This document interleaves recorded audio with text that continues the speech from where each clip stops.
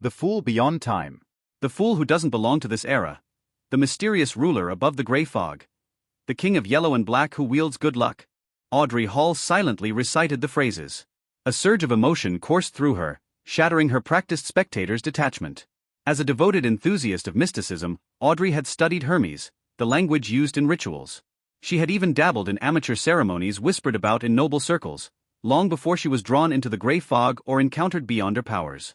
Those rituals had been fruitless, but they taught her the structure and purpose of incantations. And now, she knew exactly what these 3 titles represented. They weren't just empty words, they were invocations. Descriptions of one of the 7 gods who governed the world. Audrey's breath hitched. Does this mean the fool claims a status equal to the Lady of Crimson, the Mother of Secrets, or the Empress of Disaster and Horror? Her thoughts raced, recalling hushed warnings shared during forbidden rituals she and her friends dared not attempt. Could Mr. Fool be the unknown godlike entity those warnings had referred to? A presence both powerful and perilous? Across the table, Alger Wilson, the hanged man, shivered. He grasped the gravity of the situation more acutely than Audrey. If the ritualistic magic Mr. Fool designed truly connects to him, then we're addressing a god. The thought unnerved him. Gods were referred to in the third person, an acknowledgement of their divinity. Alger's chest tightened. How fortunate that I've always treated him with caution and respect. Even when I tested his limits, I never crossed the line. Yet the possibility loomed. Mr. Fool might not be a humanoid at all, but something ancient, incomprehensible, like the primordial demoness, the hidden sage, or the creator whispered about in forbidden texts. Klein, sitting at the head of the table with his forehead propped against one hand, observed the subtle shifts in his companions. Though they betrayed no outward alarm, their thoughts were an open book to him. Feigning indifference, he continued, I pray for your help. I pray for your grace. I pray for you to grant me a good dream. Moonflower, herb of the red moon, lend your power to my incantation. Fingered citron, herb of the sun, bless my ritual. He paused. Have you memorized it? Audrey exhaled sharply, covering her mouth as she replayed the words in her mind. Thanks to her spectator-enhanced memory, she quickly repeated the incantation, her voice steady despite her racing thoughts. Alger, too, scribbled diligently, his pen never faltering. Good, Klein said, smiling faintly. If the test succeeds, we'll refine the ritual for greater precision next time. Please complete it no later than Wednesday. Audrey and Alger nodded in unison. By your will, they replied with practiced deference. Klein leaned back, his tone shifting. Now, as suggested last week, we'll have time for casual discussion. Who would like to start? Audrey seized the moment, eager to lighten the mood. Mr. Fool, your suggestion regarding the separation of civil and political exams has gained traction among the Parliament. Though, given the government's pace, the bill won't surface for another 6 months. She smiled coyly, certain the hanged man couldn't trace this back to her. By cleverly planting the idea among influential women in her social circle, she ensured they believed it was their own. Watching them vie for credit felt like observing peacocks flaunting their feathers, a spectacle both amusing and satisfying. Let's hope so, Alger muttered, his tone laced with dry sarcasm. He hesitated before adding, in recent years, activity among secret organizations has increased. Some newer groups have already grown sizable, attracting numerous beyonders. Klein's expression remained unreadable as he responded, an ancient power stirs from its slumber. His voice carried a weight that silenced further inquiry. Is that so? Alger murmured, his mind whirling with possibilities. Klein glanced at them both, then nodded. If there's nothing more, we'll end today's gathering. By your will. Audrey and Alger rose, their figures dissolving into the gray fog as Klein severed the connection to the crimson stars. Alone in the resplendent palace, he turned toward his seat, the seat of honor at the bronze table. The intricate, incomplete symbols etched onto it seemed to pulse with hidden meaning.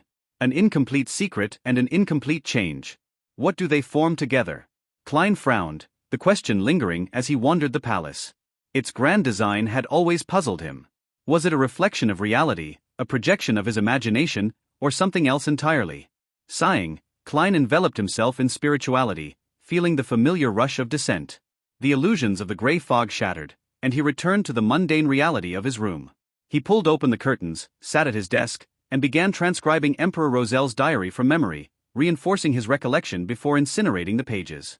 For now, this will do. Backlund, Empress Borough. Audrey lay in bed, the soft pillow cradling her head as she reviewed the events of the gathering. Mr. Fool exuded confidence when he spoke of the ritual. Confidence in himself. Her analysis was interrupted by a shiver of awe. If I can't oppose it, why fear it? Audrey rationalized, her spirits lifting. She hummed a light tune as she dressed and stepped out, fully embodying her spectator state. Her golden retriever, Susie, sat silently on the balcony, observing her. Audrey froze, realizing that the gaze mirrored her own habit of scrutinizing others. My goddess. She sighed, torn between laughter and embarrassment. Sonia C., Captain's Quarters. Alger awoke, his surroundings unchanged. Yet, his mind lingered on Klein's words. An ancient existence, he muttered, his thoughts as turbulent as the sea. Klein stretched his neck, setting aside his notes. He had much to learn and even more to discover. But as a seer he knew, clarity often came through experimentation. And the journey has only just begun. A meticulous departure. Before stepping out, Klein carefully brushed and polished his suit and top hat, ensuring they looked their best. He washed his white shirt, switching to a fresh linen one, and donned his only decent, albeit inexpensive, coat. Once satisfied, he stepped briskly onto the bustling streets of Tingen. First, Melissa's dress. Then Benson's suit. Only after that can I think about a second suit for myself, Klein thought, his financial priorities clear. Money is never enough. He mentally tallied the family budget, new porcelain tableware for guests, materials for studying mysticism, each expense added weight to the ever-elusive goal of middle-class stability. Seated in the crowded public carriage, Klein shook his head at his calculations. At least a year, perhaps more, before we achieve the life I envision. Promotions and pay raises were possibilities, but he couldn't count on them just yet. The carriage rolled to a stop near the Divination Club on Howe Street. Klein adjusted his top hat, stepped off the vehicle, and strode down the familiar path to the second-floor entrance. A grateful encounter.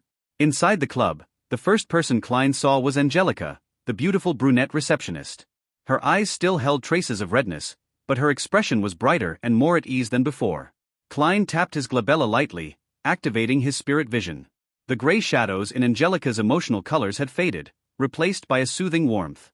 He approached her, tipping his hat with a polite smile.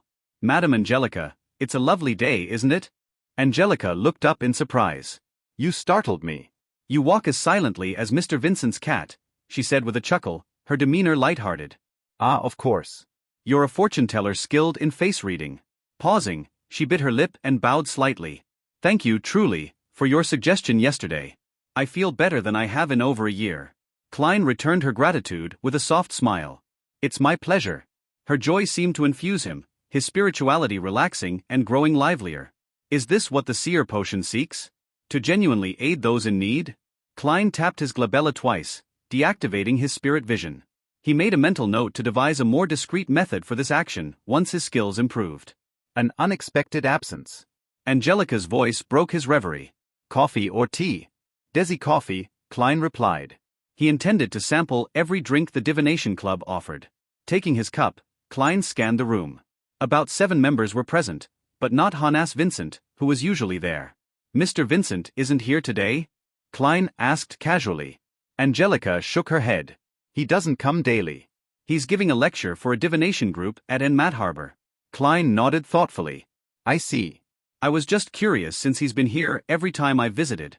Among the members, Klein spotted a familiar face, Glassy, the man who had once sought his advice. Glassy looked up from his reading, his monocle gleaming, and his face lit up with recognition. "Mr. Moretti," Glassy exclaimed, hurrying over. "I hoped you'd be here today. I heard you're not a doctor but a fortune-teller skilled in face-reading." "That's one of my skills," Klein said with a grin. "You seem much healthier than before." "Yes, thanks to a miraculous apothecary near my home," Glassy replied, his gratitude evident. "His medicine saved me." Klein's curiosity was piqued. "A miraculous apothecary? He specializes in folk remedies from Lemberg. It worked wonders for me. What's his name and location?" "It's always good to know of effective remedies," Klein said, masking his professional interest as casual inquiry. "Lawson Darquaid. He runs a tiny store at 18 Vlad Street in Eastborough, Lawson's folk herb store." Klein made a mental note of the address before sitting down with Glassy.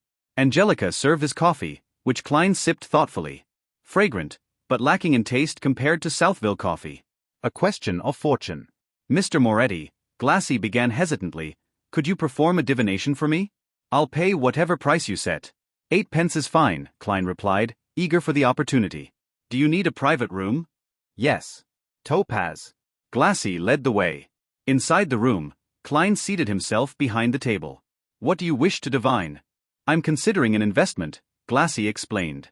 The sum is significant, and failure would be devastating for my family. I need to know if it's worth pursuing. Klein nodded. Please provide all relevant details, including information about the other party. We'll perform an astrolabe divination. Glassy described the opportunity. Lenevis, an entrepreneur, had discovered a rich iron ore deposit in the Hornaces mountain range. He had secured property rights and inspection reports with official seals. To fund the development, Lenevis planned to form a steelworks company and issue shares. Klein listened intently, his thoughts turning to Emperor Roselle's financial innovations, shares, bonds, and unit trusts. But a group photo with Sir Deweyville and the mayor? That proves little. Using the provided details, Klein drew an astrolabe. After careful analysis, he pointed to a critical juncture. The signs indicate failure. Beneath the promising surface lies a chasm. My advice, avoid this venture. Glassy stared at the chart, his expression conflicted. I'll think it over, he said at last, his voice heavy. Klein sighed inwardly. A seer offers guidance, but the decision always rests with the carent. A growing reputation. As they exited the room, Angelica approached Klein. Mr. Moretti, someone else has requested your services. He didn't consult me or view the album. Klein tilted his head in mild surprise. Has my reputation begun to spread? With curiosity, he turned toward the reception hall. Hey, welcome to Firescale Audiobooks. If you enjoy our audiobooks, please consider subscribing to the channel. Also, feel free to share your review in the comments section below. Klein proceeded a few steps forward and saw the client. He was dressed in a formal black suit and a halved top hat. He held a golden-laid wooden cane and his short blonde hair flared from the sides. His nose was aquiline like a hawk's beak. Anna's fiancé. The Joyce Meyer that went through a terrifying ordeal. Klein, who had seen him in his dream divination, immediately greeted with a smile. Good afternoon, Mr. Meyer. Good afternoon, Mr. Moretti. Joyce took off his hat and bowed in greeting.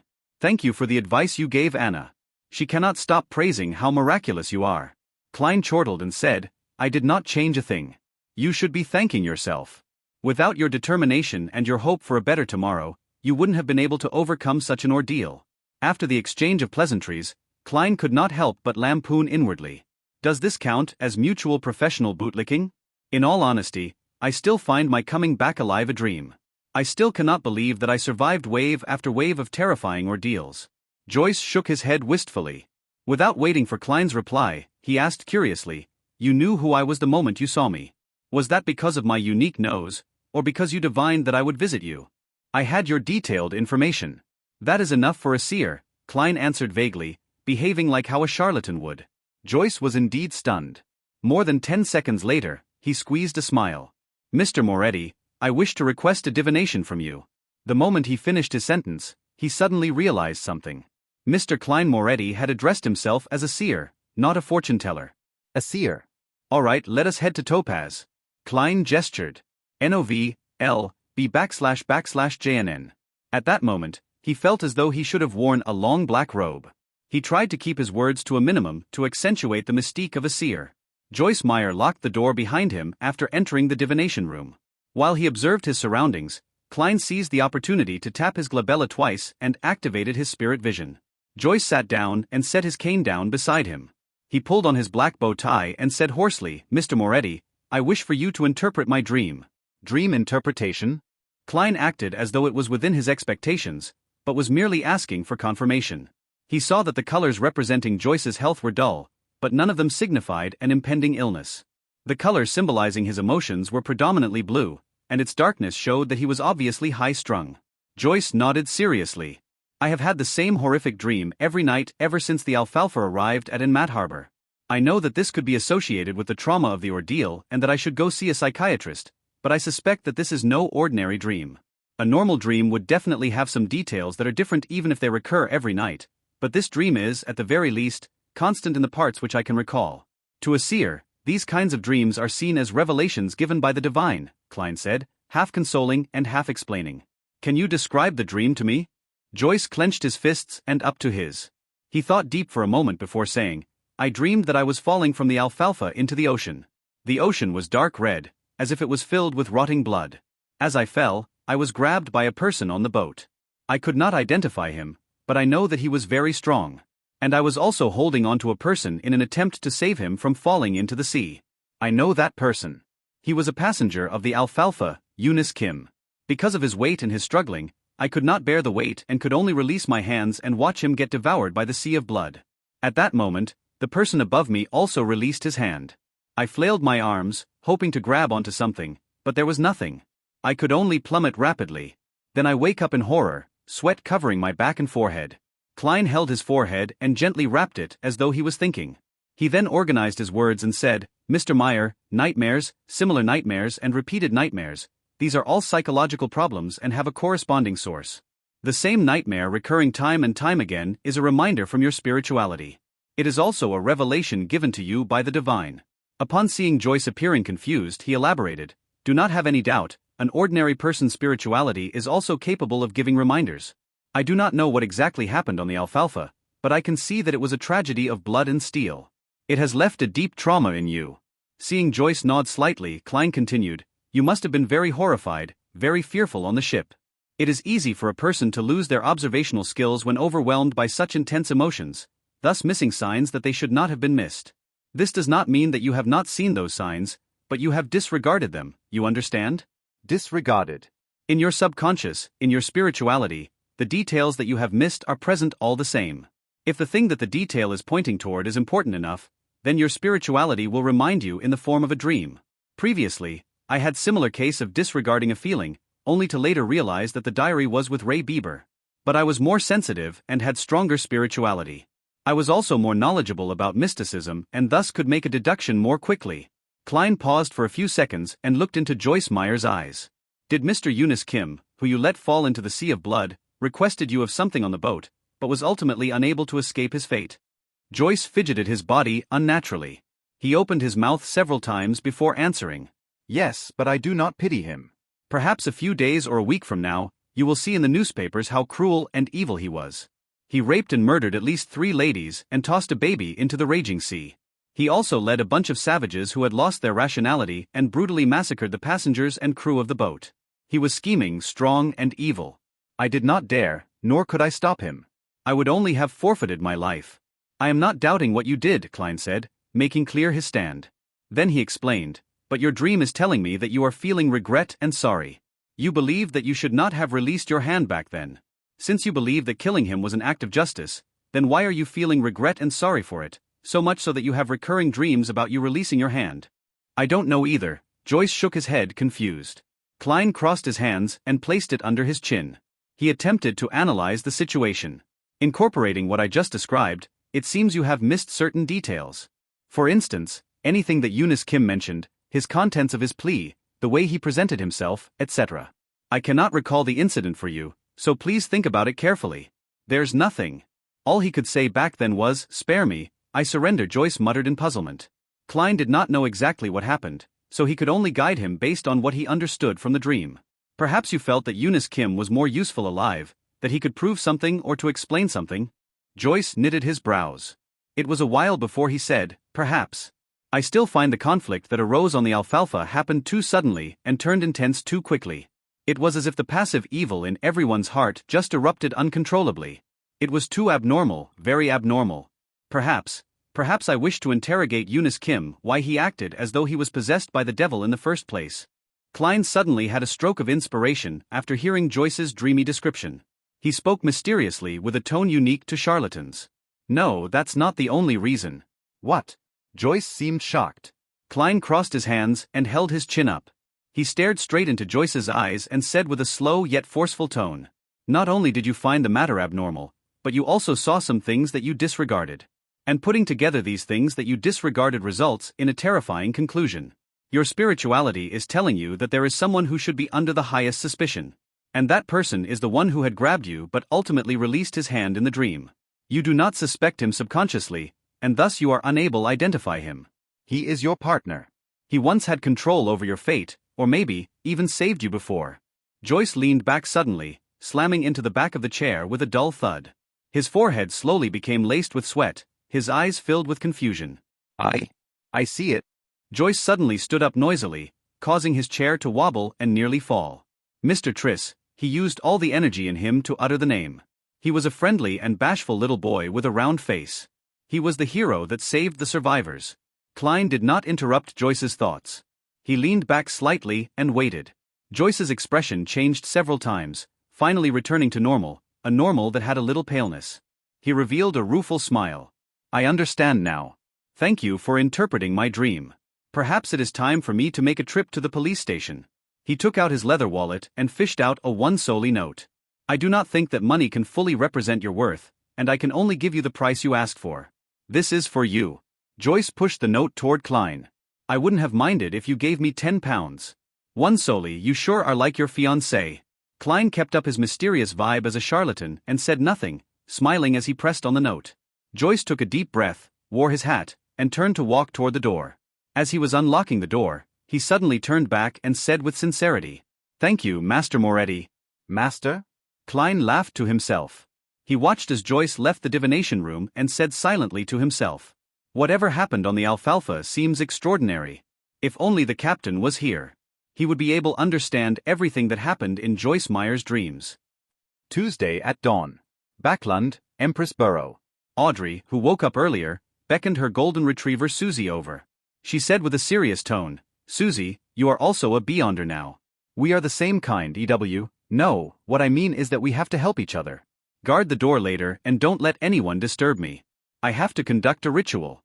Susie looked at her mistress and shook her tail in exasperation. After instructing her golden retriever, Susie, Audrey paced around, seemingly worried. She too was uncertain if the ritualistic magic would result in anything odd. Let's do this. Her eyes turned calm as she used her state as a bystander to view the imagined process. Soon, she came to a new arrangement. Audrey unlocked the door to her bedroom and said to Susie, Susie, sit here. If Annie and the rest try to barge their way in, immediately go to the bathroom to inform me. In order to prevent any accidents, her personal maidservant had the key to unlock her door. Susie looked at her enigmatically and wagged her tail thrice. Very good. I will let you choose anything you want for lunch today. Audrey pumped her fist gently. After exhorting Susie, she entered the bathroom. The square bathtub was 3 to 4 meters on each side. There was clear water rippling gently in it with steam emitting from it. It was quite a dreamy sight. Audrey tidied up a rectangular table with many bottles placed on it. Then, she went back out and moved candles, sacrificial items, and a white robe over. Immediately after that, she closed the bathroom door. With everything done, Audrey heaved a sigh of relief and picked up a translucent light blue bottle beside the 4 candles. The cylindrical bottle shimmered dreamily under the light. In it was the essence oils she had distilled from a mixture yesterday. As an aficionado of mysticism, she had no lack of research regarding such items. She had many different kinds of pure dew, flower essence, perfume, essential oils, and incense that she brewed herself at home. As such, she had already finished the initial preparations according to the fool's instructions. Moonflowers, gold mint, slumber flowers, fingered citron, and rock rose. What an odd concoction, Audrey mumbled softly. Oh, one has to cleanse one's body and calm their mind before engaging in ritualistic magic. This is a form of reverence to the divine, to the target. As she went through the entire process in her head, she placed the ritual's essential oil beside her bathtub. She reached out and began disrobing what she wore at home. Pieces of her silk clothing fell into the laundry basket one after another. Audrey coiled up her hair into a bun and tested the water's temperature with her hand. Then, she carefully stepped into the bathtub, allowing her body to slowly sink into the water's warm embrace. Phew, she exhaled comfortably, finding herself warm all over. She felt abnormally relaxed.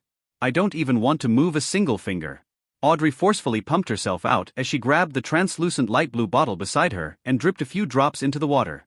A waft of fragrance dispersed, filling the silence with a refreshing smell. Audrey breathed in a few times and nodded in satisfaction. Not bad. It smells really good. How relaxing. How comfortable. I don't want to move at all. All I wish is to lie here in silence. Silence in silence, silence. After losing her sense of time, Audrey suddenly heard barking.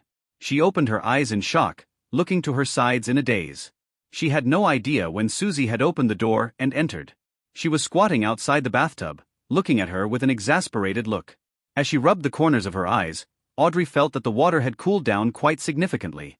I fell asleep? She subconsciously asked herself. Susie looked at her without barking or wagging her tail. Haha, the effects of that bottle of ritual essential oil sure is great. Yeah, really great. Audrey chuckled dryly as she explained with a cheerful tone. She stood up, retrieved a towel, and as she wrapped and wiped her body, said to the golden retriever beside her, "Susie, continue keeping watch. Do not let Annie and the rest enter." Only when the golden retriever left did she secretly stick out her tongue. She threw her towel aside and wore a clean white robe. After closing the door to the bathroom, Audrey recalled the ritual she had memorized. She picked up 4 candles and placed them on the 4 corners of the table. A loaf of white bread at the top left corner, a bowl of Fainapotter noodles at the top right corner. "Smells great, but it's a little cold." "No. It's not time to think of this." Paella at the bottom left corner and desi pie at the bottom right. Audrey set up the altar according to the fool's descriptions seriously, shaking her head twice during the process. After she was done with the preparation, she left her 4 candles lit. She picked up a silver knife and stabbed it into a pile of coarse salt. After narrating the sacred incantation in Hermes, Audrey raised the knife with beautiful patterns and placed it into a cup filled with clear water. After focusing her mind, she pulled out the silver, sacred blade, cogitating her spirituality to spew out and spread from her blade. Invisible energy spewed out as Audrey held the knife and circled the altar once. When she felt that a spirituality wall was fully erected around her, she expelled all the uncleanliness and distractions outside. Maintaining her spectator state, she prevented her excitement and joy from affecting the ritual. She put down the silver knife and picked up the tiny light blue crystalline bottle and dripped a drop on each candle. Sizzle. A faint fragrance emanated as Audrey's body, heart, and soul seemed to attain tranquility. She drew a breath as she lowered her head in reverence and began chanting the incantation in Hermes. "The fool that doesn't belong to this era. You are the mysterious ruler above the gray fog. You are the king of yellow and black who wields good luck. I pray for your help. I pray for your loving grace. I pray for you to give me a good dream. Moonflower, an herb that belongs to the red moon, please bestow your powers to my incantation. Fingered citron, an herb that belongs to the sun, please bestow your powers to my incantation." Right after Audrey chanted the incantation and hoped to cogitate the contents of her plea, she felt there was a stir within the spirituality wall. She saw a dark red star swirling on the back of her hand. Her heart leaped as she hurriedly closed her eyes and calmed her heart to plead sincerely. When everything was over, she surveyed her surroundings wondrously, but did not find anything odd. "Is that all?" Audrey knitted her eyebrows slightly as she whispered. "The king of yellow and black who wields good luck. The fool that doesn't belong to this era." In the Blue Avenger's captain cabin, Alger Wilson in his windstorm robe was silently reciting the 3 lines of description he had heard in the afternoon. He seemed to be attempting to find clues of the person's identity through it. He shook his head and stood up in a clearly vexed manner, but ultimately did not do anything. Alger was not at ease inside the Blue Avenger, an ancient ship that was a relic from the Tudor dynasty. Although he was already in control of the ship, he had a gut feeling that there were still many hidden secrets, just like the Blood Emperor. Therefore, he planned on using the ship to test the fool's powers but did not wish to attempt the unknown ritualistic magic on the ship. Alger ruminated for a few minutes before leaving the captain's cabin and went on deck. He said to the few sailors, "We will be reaching the Rörsted archipelago soon. We will be anchoring there for a day." The sailors immediately cheered as they shouted in unison, "Thank you, Your Grace." As the ghost ship did not need sailors, there were very few sailors on board. There was no need to worry about their supplies, being able to enjoy fresh food and clean water. However, day after day of voyaging at sea and the nearly unending vistas exhausted them both physically and mentally. It felt like they were always repressed and tolerating something until they lost control. As for the Rörsted archipelago, it was a famous colony on the Sonia Sea. Their business was booming, and they had all kinds of industries. N/O/vel/b/in.c//om. I simply can't wait. A crew member gyrated his hips and sniggered a meaningful laugh that all men would understand. On the public carriage toward Zutland Street, Klein, who was reading the newspapers leisurely, suddenly jolted. He seemed to hear an ethereal voice calling out to him. Shapeless murmurs resounded in his mind as his forehead throbbed uncontrollably.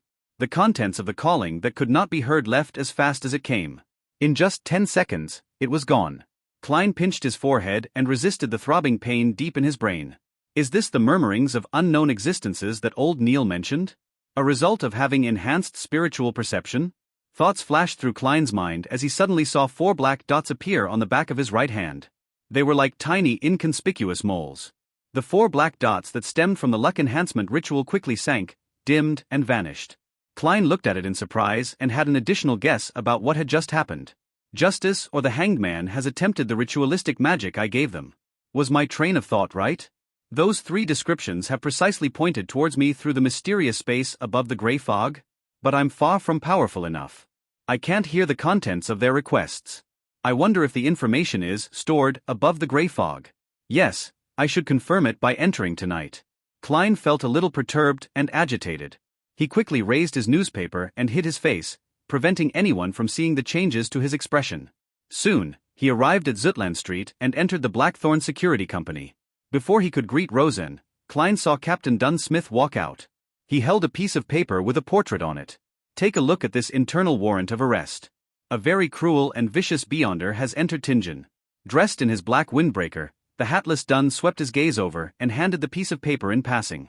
Klein received it, and the first thing that entered his vision was a portrait sketch. The sketch was of boy with a round face. He looked amiable with a tiny hint of bashfulness and was fairly young, probably about 18 or 19 years old.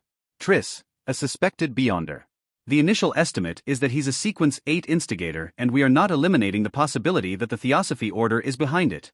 The culprit behind the massacre of the Alfalfa. According to a witness testimony, he came to Tingen after leaving Enmat Harbor. His current whereabouts are unknown. Triss. Alfalfa. It's actually a crime committed by a beyonder? Klein suddenly recalled the dream interpretation from yesterday afternoon and Joyce Meyer's description. He immediately said, "Captain, I know one of the witnesses. He might very well be an important witness." I know. Joyce Meyer. My help was requested by the machinery hive mind last night. I saw you in Joyce's dream. Many details have led to the confirmation that the Alfalfa tragedy was a result of Triss. Dunn's gray eyes looked unperturbed as he chuckled. How uninteresting. Captain, thankfully it was my rest day yesterday and not me acting as seer during working hours. Klein lampooned. He barely missed the horror of being caught skiving by his direct superior. He asked instead, which sequence pathway is instigator? What kind of organization is the Theosophy Order? Was instigating others to kill each other the method Triss used to eliminate the side effects of the potion, or was it a requirement needed to advance? Dunn thought for a few seconds and said, coincidentally, it's about time for you to learn the relevant information regarding beyonders and the mysterious organizations. You shouldn't be ordered by old Neil to keep reading the historical documents all the time. Captain, wasn't the reason for recruiting me to be your history expert? Klein did not dare point out the problem as he nodded seriously. All right. With a document signed by Dunn, Klein went underground and turned into the armory. Dunn is right. It's time you understand the different beyonders and the various secret organizations. Dressed in a black classic robe, old Neil read the note without finding it surprising. Instead, he supported the captain's decision. He then added immediately with a smile, after all, you will be heading to the underground market with me tomorrow night. Tomorrow night? Klein did not conceal his pleasant surprise as he asked to confirm. Old Neil nodded and said with a sigh, I'm a person who can't sleep when in debt. I always wish to settle them as soon as I can. You did not seem to act so previously. You left it to the last moment before using ritualistic magic to resolve the problem. So, I'm not the only one suffering from procrastination. Wait, is there a need to euphemize afraid to spend away the money to repay a loan? Klein did not expose old Neil and instead urged, Mr. Neil, I'll be troubling you to retrieve the corresponding information from Cheney's Gate. There were mostly archaeological and historical documents in the armory. There were documents involving beyonders and mysterious organizations, but few in number. Furthermore, they were mostly basic knowledge. Old Neil slowly took a sip from his hand-ground coffee and smacked his lips. He then walked out the armory with the signed and stamped document. Klein watched the place on his behalf. About 10 minutes later, old Neil returned with a huge stack of documents. They can only be read in here. They are not to be taken out, he warned as he placed the information on the desk. All right. Klein gave a firm nod. He extended his hands and quickly flipped through the pages and did a general read-through. Very detailed. As expected of the Nighthawks' internal documents. As expected of a church with 4,000 years history or even more. Klein sighed inwardly as he glanced through the documents. Not only did the documents introduce the various secret organizations, it also listed down many of the sequence pathways. It was very complete. Some of them only wrote the potion name of the corresponding sequence, while others only described the beyonder abilities of the corresponding sequence. Some were completely missing and left blank. While holding back his excitement, Klein found the sequence pathway that led from Seer. He ruffled through the pages and soon found a familiar word. Then his delighted expression quickly froze because there was no corresponding potion name, sequences 7 and 8, after Seer. Thankfully, the abilities of the two following sequences are present. Klein silently exhaled as he calmed his mind and read the description seriously. Sequence 8, Potion Name Unknown. The corresponding Beyonder is good at fighting with artifice and very crafty. Good at fighting with artifice? This is the next advancement of Seer? Why does it feel odd? I'm not a hunter. Am I going to become a melee mage? What does crafty mean? My intelligence is enhanced, making me good at fooling the enemy? Klein was stunned. He even suspected that the Nighthawks' information was wrong. There were corresponding case studies appended, but he could not find a reasonable explanation despite reading it repeatedly. He cast his gaze lower as the description of Sequence 7 entered his eyes. Potion Name Unknown. The corresponding Beyonder is good at many spells that can be quickly cast. Fuses one's body's skill and supernatural powers as one. That's more like it. This is what an advancement of a seer should sound like. Klein heaved a sigh of relief. After seeing the case studies of Sequence 7, he cast his eyes to the overall description of the pathway. This sequence pathway was first established by the Solomon Empire's Zeratul family. During the conflicts of the Fourth Epoch, the family was not fully destroyed.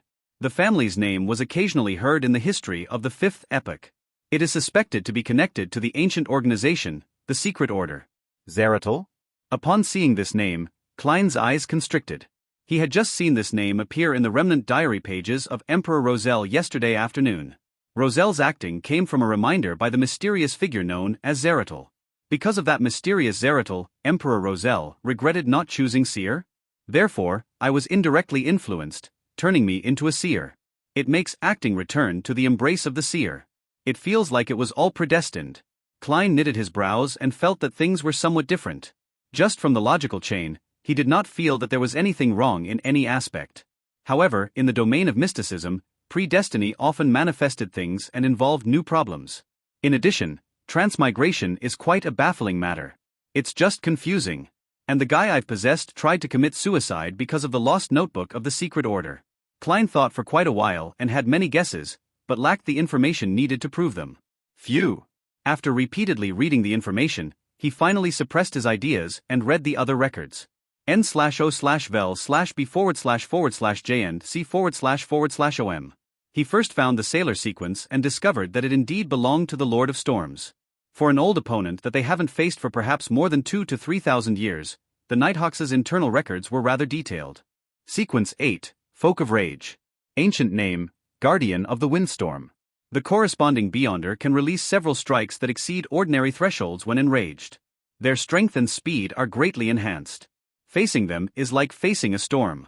Sequence 7, Seafarer. Ancient name, Windstorm Priest. The corresponding Beyonder is also a scholar of astronomy and geography. They have an intuitive grasp of magnetic fields, ocean currents, wind direction, and clouds. A boat with a seafarer will never get lost at sea. They are even more beloved by the oceans and gain enhancements in every aspect at sea. They are friends of water. They can act freely underwater for more than half an hour. They can cast a limited number of water-related spells. Some are a result of their own capabilities and some are a bestowment from the Lord of Storms. For example, a Sequence 7 Seafarer is very powerful. Klein nodded while in deep thought. He suspected that the Hanged Man was a guardian of the windstorm, if not a seafarer. From how he has recently advanced, it was more likely he was the latter. This also indicated in a way that the Hanged Man was either a member of the mandated Punisher or a pirate who had been secretly absorbed by the Church of the Lord of Storms. Impressive. Impressive. Klein flipped back a few pages and found the advancement of Spectator. He discovered that the description was identical to what the Hanged Man had said. Sequence 9 Spectator was like a seer. They lacked direct combat means and could only observe a target to obtain information, gleaning the true thoughts of the target. By doing so, they could provide subtle influences and guidance to cause situations to develop in a way they wish. Sequence 8 Telepathic was the advancement of Spectator. Their observation was not only limited to superficial details, but deeper into one's aura, ether body, or other mysterious domains. The combination of the two allowed a telepathic to precisely understand a person's thoughts as though they could read their minds.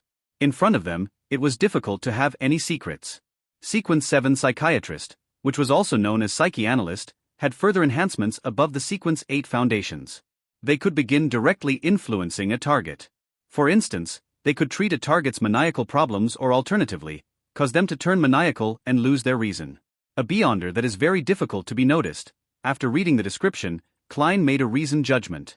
After understanding the relevant information concerning the gathering members, he flipped to the Church of the God of Steam and Machinery. This was because Emperor Roselle had chosen their Savant sequence. Sequence 9, Savant. The corresponding Beyonder believes that knowledge is power. They have a rough understanding of the supernatural, but are more knowledgeable about aqua regia, nitroglycerin, and complicated bolts and gears. They seem to know everything. It is no wonder that the Emperor Roselle said that this potion suited him perfectly, allowing for him to press his advantage to the fullest. Klein understood completely as he shifted his eyes down.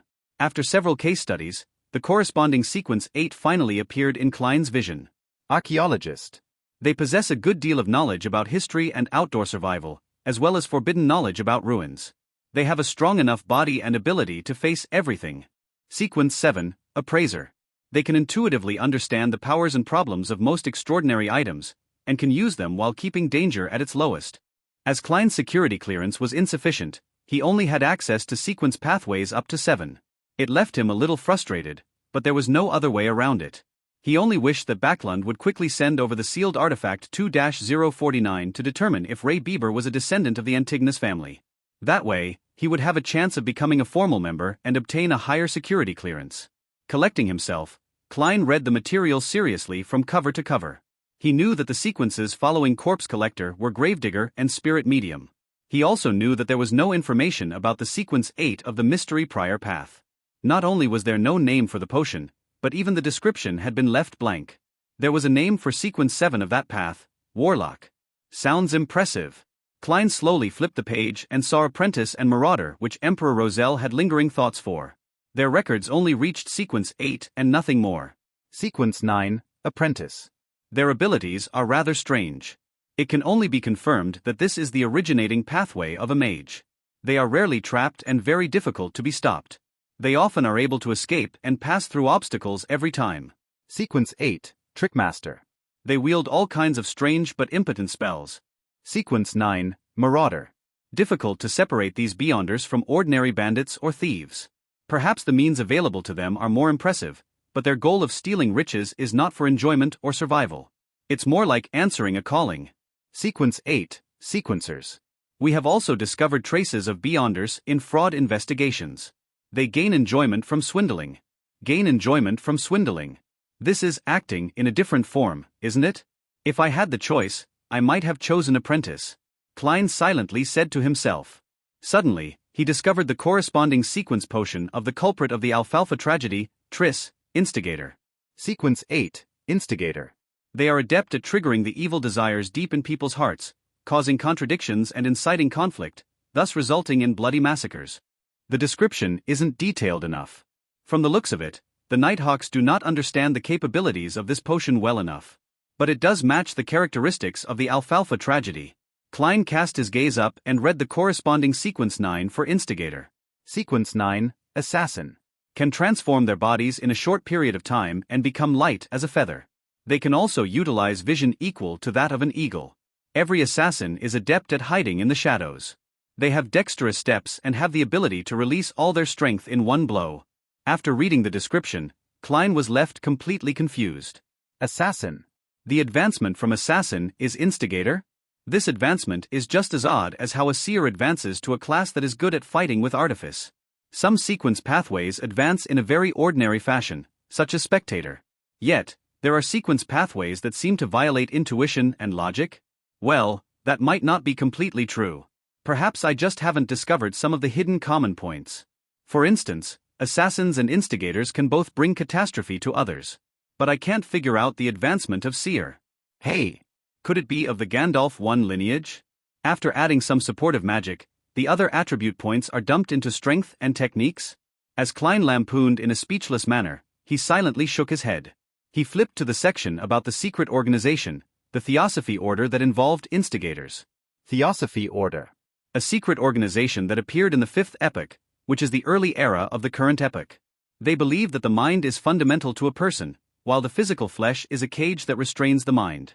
The reason why humans do evil is a result of the physical body's influence. One has to use their spirituality to obtain knowledge, allowing the mind to gradually extricate from the body. Then, through the trials of the stars, they will eventually be separated from the material world, returning to the purest and truest self, obtaining eternal redemption. Therefore, many extremist members of the Theosophy order will make destroying the bodies of others their goal, which has led to many bloody massacres. It is obvious that they possess two sequence pathways. The first is the more common apprentice and trickmaster potions among their members. The other sequence, comprised of assassin and instigator, rarely appear. There is currently no evidence that indicates that the Theosophy order possesses sequence 7 or higher potions. It is unknown how the Theosophy order established itself. Their possible origins can only be analyzed using the two sequence pathways. Firstly, the apprentice and trickmaster sequences easily remind people of the Abraham family of the trickmaster dynasty in the 4th epoch. The Tamara family, tied to the Abraham family through marriage for extended periods of time, cannot be eliminated as well. Secondly, assassin and instigator point towards the Demonist sect. The Abraham, Tamara, Antigonus and Zeratul families, the Solomon Empire's Dark Emperor, the Tudor dynasty's Blood Emperor, the Trunsoist Empire, and the Jacob and Ammon families that the Hanged Man had mentioned. There are really lots of secrets buried in the history of the 4th epoch. There might be a lot of facts too. Klein was astounded from what he read. He had a deep appreciation for how the history of the 4th epoch was clouded in fog. The outline he could see through the fog left him shuddering involuntarily. It was as though he could imagine a thriving era of Beyonders, an epoch with blood and strangeness in a concerted dance or horror and distortion in a symphony. Klein drew in a silent gasp and flipped through the book, but did not discover any corresponding descriptions of the Demonist sect. He looked up and saw old Neil wrestling with some filter paper with his hand-ground coffee. He asked sincerely, "Mr. Neil, what organization is the Demonist sect? I can't find any introduction about them in the documents." Old Neil was in no hurry to respond.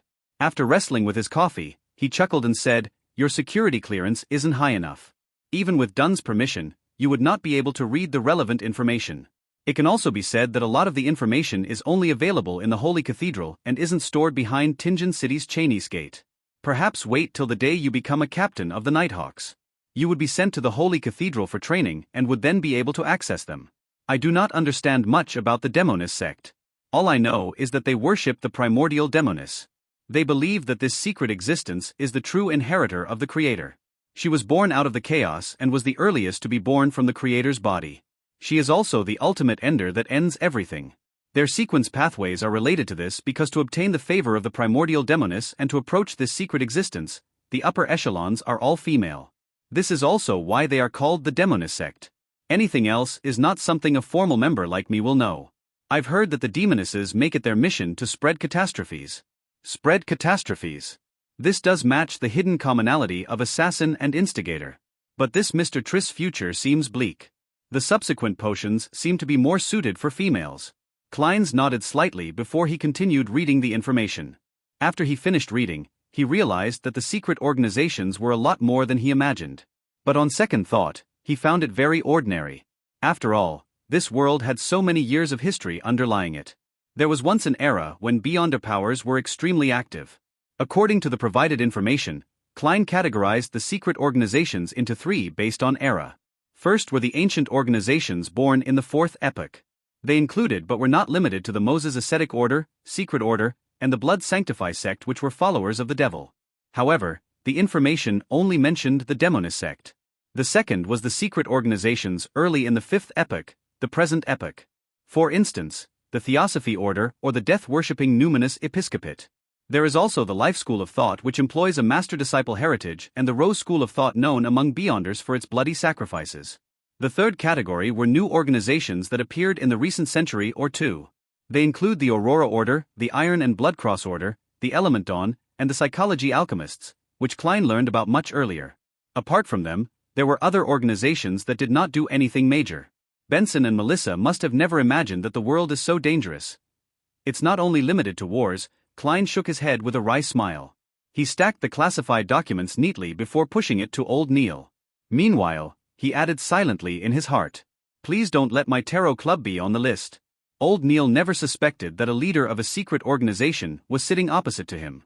He chuckled and took the documents and headed to Cheney's Gate. Klein sat there and wondered if he should divine the location of instigator Triss. But he abandoned the thought after less than 20 seconds. After all, he only had a vague idea of Triss' appearance and did not know if the name was genuine. If he could figure out his location with that, he would not be a seer, but a prophet.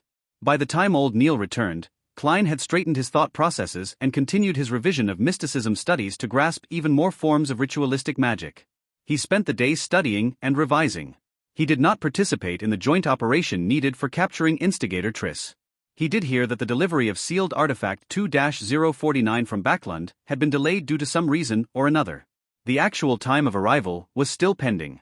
As he had earned nearly 2 soli from yesterday's divination, Klein spent 10 pence to buy a 2-liter barrel of N-Mat beer for Benson on the way home. He also bought some lemon cakes fresh out of the oven for Melissa. Klein, I know you care for us deeply, but there's no need. There's no need to keep spending money on such matters, said Benson after he saw the tiny barrel of beer and deliberating over his words. Melissa stood beside him and nodded slightly.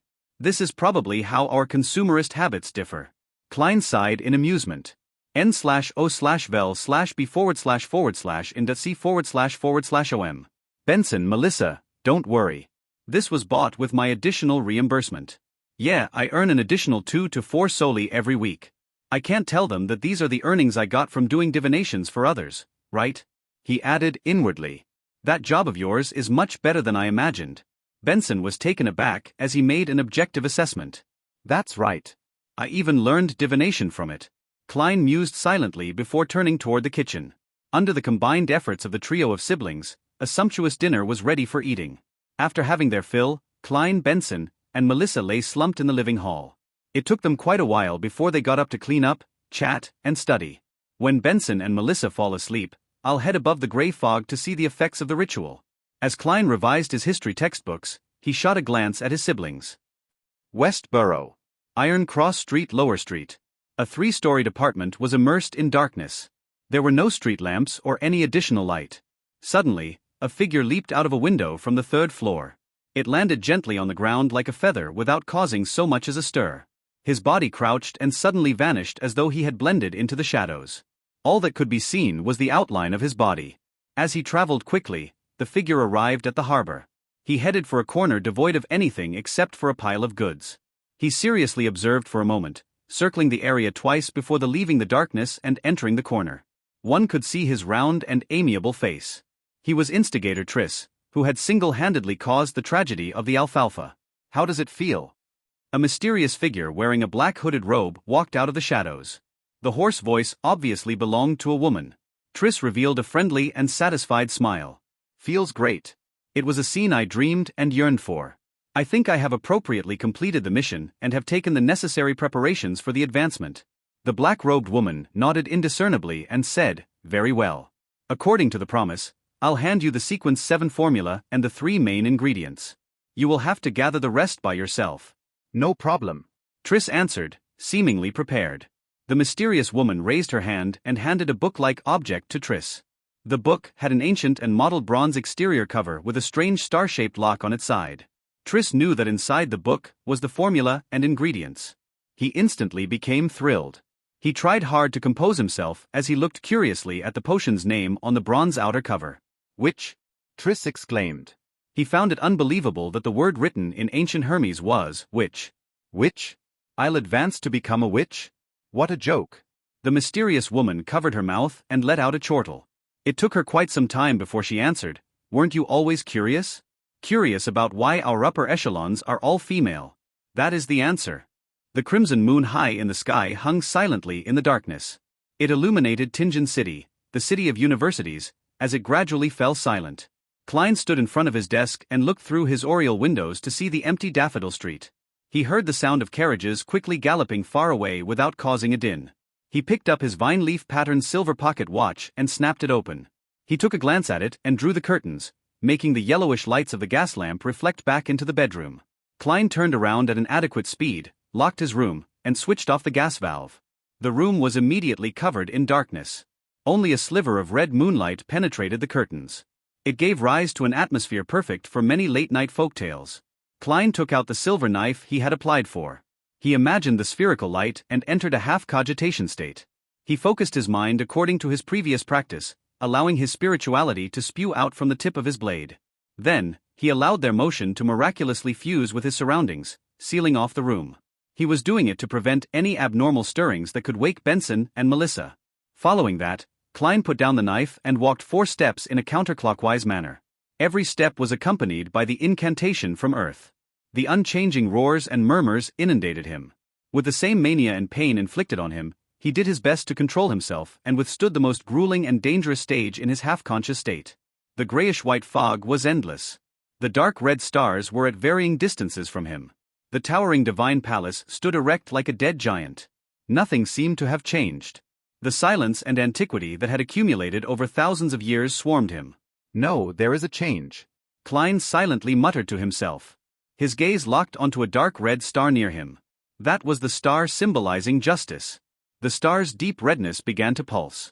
It did so with average amplitude, but did not stop. Klein carefully spread out his spirituality towards the deep redness. The moment the two made contact, he felt a hum in his head. He saw a blurry and distorted scene and heard the illusory but stacked voice of prayers. The fool that doesn't belong to this era. You are the mysterious ruler above the gray fog. You are the king of yellow and black who wields good luck. I pray for your help. I pray for your loving grace. I pray for you to give me a good dream. I pray for you to give me a good dream. I pray for you to give me a good dream. The female voice resounded constantly in an intermittent fashion. Klein's psyche turned more irritable and chaotic. It was akin to listening to someone upstairs pounding on the floor when he had just fallen asleep. He repressed his emotions and used cogitation to calm the urge. He carefully discerned the blurry scene that appeared before him. It was a girl dressed in white robes. She had a head of beautiful golden hair. She was standing before 4 flickering flames, her head lowered as she kept chanting. From the distorted image, Klein barely recognized her to be Miss Justice. At this point, he confirmed that the ritual incantation he had created could precisely point towards the gray fog, towards him. This gave him a huge sense of achievement, going from nothing to having something. I won't praise myself for being awesome. Klein's mood turned for the better. He felt that the pleading voice that echoed in his ears like a buzzing fly was now acceptable. With a thought, he attempted to create a response in his mind, transferring it through the intricate connection to the dark red star. I'm aware. The gray layer emanated before him. A distorted and blurry figure stood in the deepest depths. The spot where his eyes ought to be swirled with deep redness as his voice resounded repeatedly in the vast and empty world. I'm aware. I'm aware. I'm aware. Audrey Hall was jolted awake suddenly. She sat up with her blanket wrapped around her as her mind was fully occupied with the scenes she saw in her dream. She knew very well that she had dreamed of the fool, the mysterious being that lived above the fog. Is this a response to my morning prayers? Audrey, who quickly entered her spectator state, calmed down and analyzed. N/O/vel/b//in.c//om. Although she did not understand why the fool did not respond on the spot and only did so at night, she was still shocked that the ritualistic magic was effective with the few lines of incantation. In the past, she had prayed to the Evernight goddess, but had never received any response. Even if Mr. Fool was not a god, he is likely not far from being one. Audrey slowly inhaled before slowly exhaling. Since he was a powerful existence that she had no means of resisting, she quickly threw aside her worries. She began considering what to do next. First, I have to completely digest the spectator potion. My acting is still pretty good. Second, I have to seek out the psychology alchemists. Third, I should try to obtain the telepathist potion formula from Mr. Fool or clues regarding the psychology alchemists elsewhere. However, every godlike existence should have a complete sequence pathway that belongs to them. They might not know the formulas of other sequence pathways. A new Beyonder organization like the psychology alchemists might not be able to garner Mr. Fool's attention. With the connection severed, Klein sat at the bronze table seat of honor in a rather good mood. He was completely covered in gray fog. He leaned back and clenched his fist to cover his mouth. He recalled and analyzed the process. At that moment, he was the only living being in the world of the gray fog. Apart from that, there was absolute silence. It seems I can only pass information over and am unable to use the powers in here. From the looks of it, my idea of manipulation would not work. Klein kept prodding his mouth as he silently made a conclusion. He had originally planned on attempting to bind his body with the world of the gray fog in the same manner if the incantation and ritual proved effective. As such, he could then leverage all the power of this mysterious space. If that happened, he could pray to himself, and through such a manipulative manner, he could go around the limitations, the mysteries and the danger, allowing him to fully use the gray fog world. For example, he could first conduct a ritual and pray to himself for spells. Following that, he could come above the gray fog and answer his own request and bestow it. From the looks of it, I was being too idealistic. My understanding and control of the gray fog world has not reached that level.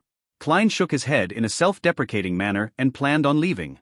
At that moment, he saw the dark red star that represented the Hanged Man begin to pulse. He heard an ethereal and formless voice spread out. I coincidentally chanced upon the Hanged Man's ritual? Klein nodded in thought. He sat at the seat of honor of the long bronze table and extended his hand to tap on the star. His spirituality spread as it touched the pulsing deep redness. He heard the Hanged Man's heavy and repeated prayers along with a blurry scene. The Hanged Man was draped in a pure black robe in the scene. He stood in front of 4 plumes of fire. The surrounding spirituality had formed a wall, isolating him from any external influence. Klein did not immediately respond. All he did was watch and listen silently. You are the king of yellow and black who wields good luck. I pray for your help. After the Hanged Man finished his prayer, he waited for a while. Seeing that there was no response, he began dismantling the spirituality wall, extinguished the candles, and tidied up the altar. Finally, he swiped his extended hand as aqueous light spread out, making the altar table look brand new. Water-based spell. The bestowment of the storm. The Hanged Man is indeed at least a seafarer. Klein nodded slightly. Before the scene vanished, he responded via the method he imagined, transmitting it through the blob of dark redness. Alger Wilson was situated in the Rorsted Archipelago's city of generosity.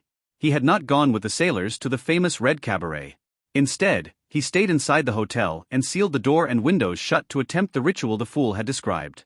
After familiarly finishing the prayer, Alger waited patiently for a moment, but did not receive any response. It seems this attempt isn't too successful. Mr. Fool needs to change methods. He was both overjoyed, but also a little disappointed. After everything was done, Alger planned on going downstairs for a bottle of Langsky Proof, alcohol that could aid a folk of rage to unleash his powers. Mandated punishers of the Lord of Storms were rather fond of this sort of beverage. Pulling open the door, Alger was about to walk out when his vision blurred. He saw gray fog billow in the corridor and a hazy human figure sitting in the deepest depths of the fog, as if on a high throne. I'm aware. The familiar deep voice reverberated around Alger's ears, causing him to freeze where he stood as his head slightly throbbed in pain. Alger's eyes suddenly turned dark. He looked around but realized that nothing had changed. There was still the same squeaky floorboard, the same aged wall candlestands, and the same unclean corridor. I'm aware. The voice was still resounding by Alger's ears. His expression sank as he hit his chest lightly with his fist but did not say any words of respect to the Lord of Storms. After a long silence, Alger's expression was restored to normal, but his gaze seemed deeper. Klein did not spend too much time above the gray fog. When all the remnant voices returned to normal, he enveloped himself in his spirituality and plunged into the gray fog, plummeting into the material world. The lights before him flew by rapidly, like the scenes of a movie played back at a speed tens of times faster than normal. After Klein felt faint, he saw curtains that let crimson moonlight through along with the blurry outlines of the desk and bookshelf. He picked up the silver knife again and removed the spirituality wall in the room. Then, a sudden gust of wind opened the door and went through the corridor. He was completely relieved when he saw that there were no stirrings from Benson's or Melissa's room. This luck enhancement ritual is really indispensable for traveling. It's concealed and mystical. Klein silently murmured and closed the door again, walking towards his bed. His mission tomorrow was to head to the underground markets for Beyonder items with Old Neil. At dusk, the setting sun cast long shadows of the carriages and horses. Having informed Benson and Melissa that he was having dinner at the Blackthorn Security Company, Klein headed to the harbor with Old Neil on a public carriage. He was dressed in cheap formal attire, afraid that conflict might break out in such a complicated location. If he damaged his tuxedo, which he took painstaking care of, he would probably cry his heart out. When the sunlight appeared to turn fiery, the carriage stopped. Old Neil, in his usual classic black robe and felt black hat with a rounded edge, ignored the gazes of others and walked diagonally to the Evil Dragon bar in ahead of them. Even though the bar was slightly far away and the heavy doors were tightly shut, Klein still heard wave after wave of rapturous shouts. They appeared to be cheering on a hero. When he came close, he suddenly sensed something. He turned his head towards the warehouse opposite to the bar. He saw a stocky man dressed in a uniform standing at a hidden corner on the rooftop. The man carried a huge grayish-white mechanical box and held a thick rifle in his hand. The grayish-white mechanical box was obviously connected to the same colored rifle via piping. Steam-pressured rifle? Klein muttered in shock. He looked at Old Neil and said, "This bar can actually obtain such weapons?" That was a military-controlled item. Although it used extracted phlogiston 1, the size and weight of the steam backpack were still shocking, something only a true warrior of blood and iron could withstand. The rifle had an extremely high muzzle velocity and shocking destructive power too. Matched with a suitable scope, it was nearly equivalent to an inferior sniper rifle. What? Old Neil squinted his eyes as he looked over, having a confused look too. Did something happen here? Something happened? Klein surveyed his surroundings and discovered a few more men holding repeating rifles who were searching for something. What happened? Old Neil approached the bar and asked the brawny man guarding its door outside. The brawny man obviously knew Old Neil and smiled wryly. The bar was nearly destroyed earlier. Apparently a wanted man was here trying to buy materials and was recognized. And this was what resulted from it. Oh Lord, what did he do, and how dangerous was he to receive such treatment? My legs went limp seeing all those firearms, limper than after spending an entire night with Ginger Sonny. He did not know the identity of the wanted man, much less know that the people who came to buy materials had Beyonders mixed in. Wanted man? Do you know his name? Old Neil asked in interest. I think it was Triss or something, the brawny man answered uncertainly. Instigator Triss? Klein nodded in enlightenment, having understood what was happening.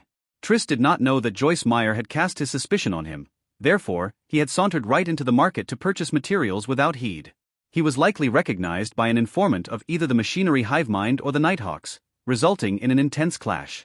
Was he caught? Klein tapped his silver-inlaid black cane. Based on the surrounding situation, likely not. The brawny man shook his head slightly and gestured with his chin to the rooftop of the warehouse opposite him. He rushed out before those terrifying guys arrived. Bloody hell, I've never seen a man run faster than he did. You haven't seen the true skills of an assassin, or you might be taken away to some indescribable place for further re-education. Klein thought. Is the market still open? Old Neil changed subjects and asked. It just restored operations, replied the brawny man affirmatively. That's great. Old Neil quickened his pace and extended his right hand, pushing open the heavy door. Klein followed closely in tow and walked in. He nearly fainted at the stuffiness and smell of alcohol that inundated him. In the middle of Evil Dragon Bar was a boxing ring. Two half-naked men were in an intense brawl and surrounding them were dozens of customers shouting and cheering on the side they supported with no lack of vulgarities. Old Neil ignored them and led Klein around the boxing ring and walked into a billiard room at the back. In the billiard room, there were two people holding cue sticks, having a casual conversation. When they saw Old Neil enter, they instantly fell silent for a few seconds. After confirming the visitor's identity, they moved aside and let Old Neil and Klein pass through the secret door behind them. After passing through a few rooms, the sight before Klein's eyes opened up. He saw a place that was about the size of a lecture hall from his previous life. Some vendors had set up roadside stalls with bottles and cans all over. Passers-by strolled through them, either scrutinizing their goods, chatting, or comparing prices. They have to give 5% of their profits to Swain. Ah, he is the boss of Evil Dragon Bar, former captain of a mandated Punisher squad and older than I am. He's someone who wishes to drink himself to his death, Old Neil explained in a garrulous manner. Klein thought and gave an honest evaluation. A rather profitable business. After all, his only expense was providing the venue and protection.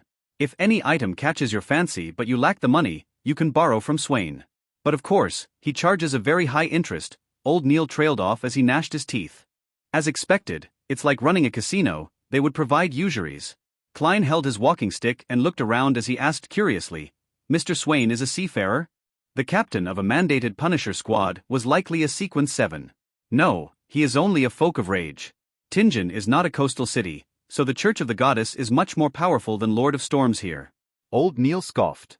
Actually, Swain had the chance of becoming a seafarer, but was afraid that he would lose control, so he chose to give up. Just as Klein was about to ask if the boss of the bar had any experience of nearly losing control, he suddenly felt a strange phenomenon happen on his left. There appeared to be something hidden there, muttering and recounting. Klein turned his head and saw a pale young man. He was wearing an old linen shirt and blue jeans that the working class normally wore. His eyes looked demoralized with a hint of craziness, and he was constantly mumbling. His spiritual perception is very high, or perhaps distorted. Klein creased his eyebrows and muttered. It was the young man's spiritual perception that triggered his own spiritual perception. Generally speaking, spiritual perception sensing something causes some interaction. It was nearly impossible to conceal it from others, but others referred to spirit mediums who had cast their abilities, as well as powerful figures with similar special traits. A beyonder like Klein would actually find it hard to detect, only detecting if one's spiritual perception reached a certain heightened level or an abnormal distortion happened. They made eye contact, and the pale young man with messy black hair walked towards him with an expression looking as though he was half sleepwalking and half insane. He stopped before Klein and stared at him. Suddenly he guffawed. Haha, it's the smell of death. Ah. Before he was done talking, he suddenly screamed tragically. His eyes shut tightly as liquid with the color of blood flowed out. Ah. Darn it. The young man covered his eyes and hugged his head. He struggled on the ground and only calmed down after a while. He then lay there panting.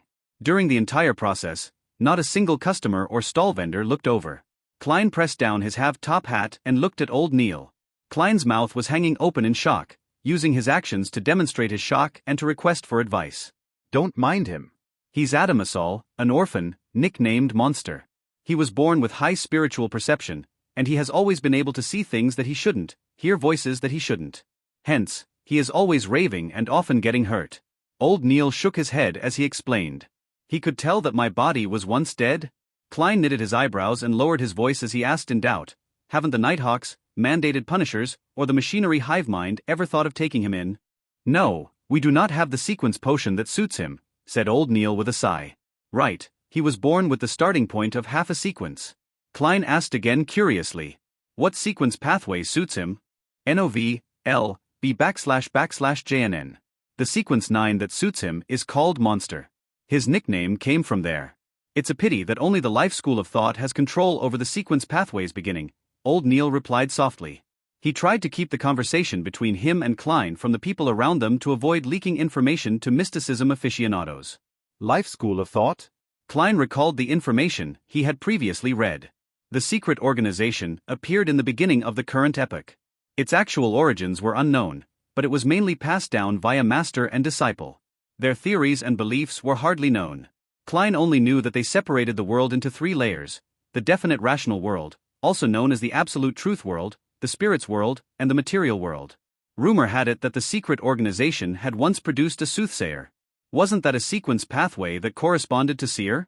Confusing, really confusing. Klein shook his head and saw Adamasol struggle to get up and then wander off to another corner. He reorganized his thoughts and followed behind old Neil.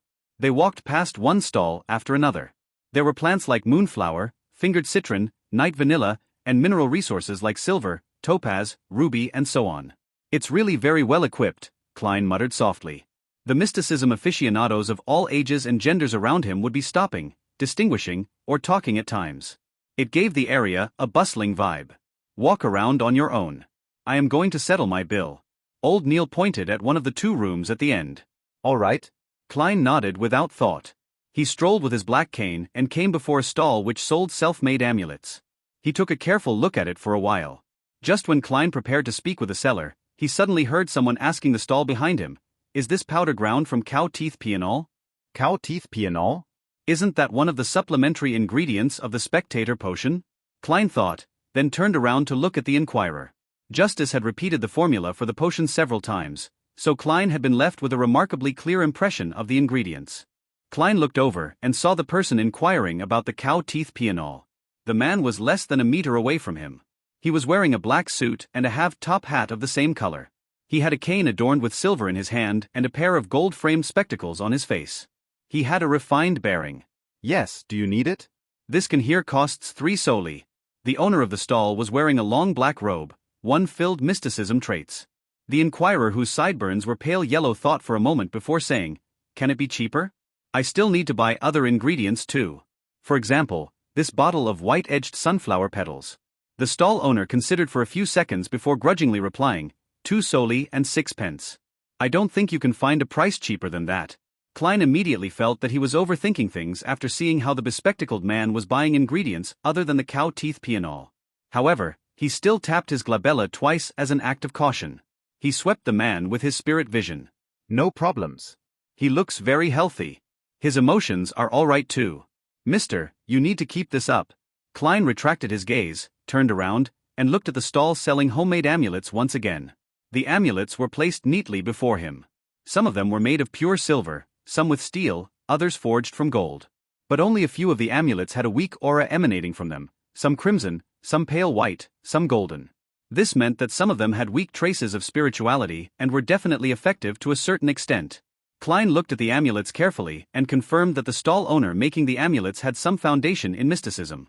The stall owner did not make any mistakes matching the different energy sources to the different incantations. He was also extremely accurate at choosing the materials that corresponded to the different energy sources. Of course, a mere mysticism aficionado would definitely make some mistakes. Klein noticed that the stall owner did not fully understand the incantations. One could not create an incantation simply by translating the content of the prayer into Hermes. The incantations had to follow a certain format that followed unique rules. The other problem was that the stall owner had made mistakes of varying degrees when he was choosing a suitable symbol for the energy sources. That explained why there were only 2 or 3 amulets releasing the faint light out of the dozens that were laid before him. As for how much of an effect the 2 to 3 amulets would have, Klein could only say that it was better than nothing. An amulet that was truly equipped with obvious effects needed the craftsman to release his spirituality from a blade while carving the incantations and symbols. If one wanted even better results, they would have to supplement it with ritualistic magic. And these 2 things were not something an ordinary person could achieve. Klein tapped his glabella twice, then pointed at the upper left corner of the stall with his black cane. How much for these 2? NOV/LB/JNN. He did not ask about the amulets that had a rudimentary colored aura, but half-completed items. Other than external shape, they had not been carved with incantations or symbols. To Klein, there was no reason to purchase the amulets that had weak effects. What he wanted to do was to transform the half-completed amulets into true amulets. I'll make amulets that can protect a person from danger, 1 each for Benson and Melissa. As for my own, I can ask the Nighthawks to supply me with the ingredients. Man, I must have been influenced by old Neil. I don't feel any guilt when doing something like that. Klein's mind wandered as he watched the stall owner pick up the half-completed silver amulets. The first silver amulet was elongated and had a cavity in the middle. Around it were patterns of angel-like feathers. The craftsmanship was intricate and was very beautiful. The other was simple, almost completely devoid of any additional decorations or carvings. It had a vertical line representing the night, and a circle representing the crimson moon. Klein, who paid much attention to appearances, took a liking to them immediately. This is 6 soli, the middle-aged stall owner said, pointing to the intricate amulet. He was a man of few words. After pausing for a while, he rubbed the simpler piece and said, "This is 5 soli 3 pence. That's too expensive. They are still far from being an amulet." Klein had slowly been influenced by Benson and Melissa, so he had begun cultivating the habit of haggling. After a battle of words, he bought the 2 silver accessories at 5 soli 6 pence and 4 soli 9 pence respectively. Yeah, they can only be considered silver accessories for the time being. Klein had that in mind. The 10 soli 3 pence was deducted from the reimbursement he received for his divination club membership. Klein received the 2 silver accessories and placed them into his pocket. He was about to head to another stall when he heard a gentle voice. "Sir, why are you not buying a completed amulet?" Klein turned his head over and found a teenage girl asking him the question. She was about 15 years of age and wore a lacy yellow dress while holding onto a veiled hat with a ribbon. "It's because I intend to make my own amulets. As you know, that is the wish of every aficionado of mysticism." Klein minced his words and answered. He did not wish to make the stall owner think that he was trying to snatch his business, even though he had considered using his skill to earn a quick buck. The teenage girl had naturally curly brown hair, and her face was adorable due to her baby fat. She looked at Klein with her light blue eyes and asked sincerely, "Can I seek your advice on choosing an amulet?" "Well, I was introduced here by a friend. I've been here several times and have a deep interest in mysticism. But I still do not know too much about it, and she, my friend, is going to turn 16 soon. I wish to select an amulet as a gift to her. I didn't bring her along as I want it to be a surprise. I had previously sought her advice, but I cannot remember a lot of the critical points." Klein gave a gentlemanly smile. "What kind of protection amulets are you looking for? Something to avert disasters? Something to avoid illnesses? Something that gives fortune?" Different requirements would require different energy sources, which means that they must point to different gods. Different gods would have different corresponding constellations, and the different constellations would mean that different materials have to be used. For example, the incantation for averting disasters would belong to the Empress of Disaster and Horror, who is the Evernight goddess. As mysticism aficionados, we all know that the symbol of the Evernight goddess is the moon. The corresponding metal would thus be pure silver. Therefore, if we hope to avert disasters, it is best that we choose an amulet that is made of pure silver and has the corresponding incantations. We would also have to make sure that the incantations are of the correct language and format. The corresponding symbol of the Empress of Disaster and Horror means the path number, the spell's characteristic, and the relative positions of the symbols, etc., must also be correct. But this is too complicated, and there's no need for me to explain this for you. Klein added inwardly. The girl's eyes sparkled. She asked with a little doubt, can a follower of the goddess wear an amulet belonging to another god? No problem. The gods do not mind such small matters, Klein consoled her. It was not a problem for the person wearing the amulet, but the person creating the amulet had to be careful. If a believer of the Lord of Storms were to craft an amulet of the eternal blazing sun, they would most likely receive something malicious. Of course, these referred to amulets requiring the aid of ritualistic magic. The craftsman need not pay much attention to this otherwise. The teenage girl heaved a sigh of relief. I hope to get her an amulet for good health. Which deity should I choose from? The eternal blazing sun, Mother Earth, or the god of knowledge and wisdom? There should be no problem with the eternal blazing sun and Mother Earth. The former is represented by the sun, while the latter is represented by the brown star. Klein smiled as he said, the material of the sun is gold, while the metal that symbolizes the brown star is lead. I would suggest the sun, but I do not know if you brought enough money along with you. The reason for his suggestion was because he had noticed that among the 3 amulets with a rudimentary spiritual glow, one of them was a health amulet that came under the domain of the sun. Isn't this? Before the teenage girl finished her sentence, she stopped and warily looked at the stall owner who was waiting silently. She thought for a moment before asking, after I decide on the material, how should I distinguish the incantation and corresponding symbols? Do you know Hermes? Klein asked instead. I just started learning it, the teenage girl replied, a little embarrassed. Then let me choose it for you. Klein pointed at the health amulet made of gold and said, this one has no problems, be it in the incantations or the representing symbol. The teenage girl lifted the edges of her dress and squatted in front of the amulet. She picked up the health amulet with designs of the sun's rays around its edges. She felt as though the amulet was nourishing her, making her feel completely relaxed. Thank you, thank you. She stood up and curtsied in gratitude. Klein laughed and said, I'll leave the rest to you and the stall owner. I have other things to tend to. He looked at the stall owner as he spoke and noticed that the man had a weird look in his eyes, as if deciding if he had to give a cut of the profit to Klein. With a smile, Klein did not bother with the matter anymore. He continued touring the underground market, but he didn't notice any true extraordinary materials. At this point, old Neil had already paid off his debt. He was holding a dark-colored wooden box in his hands. He pointed to the other room behind and said after he noticed Klein's look of doubt, go there if you wish to buy or sell extraordinary materials. After all, no one wishes to let others know what extraordinary items they are purchasing. I understand. Klein nodded as though in thought. There was no need for him to go there for the time being. He headed toward the exit of the underground market together with old Neil. How much for these elf flowers? A query suddenly entered Klein's ears. Elf flowers. That's also an ingredient for the spectator potion. Klein thought as he glanced sideways.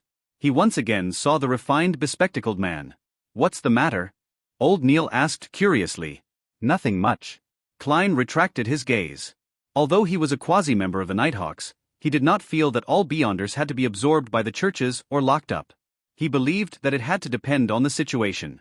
Spectators definitely posed little danger to society or the kingdom, and the chances of losing control as a Sequence 9 were very slim.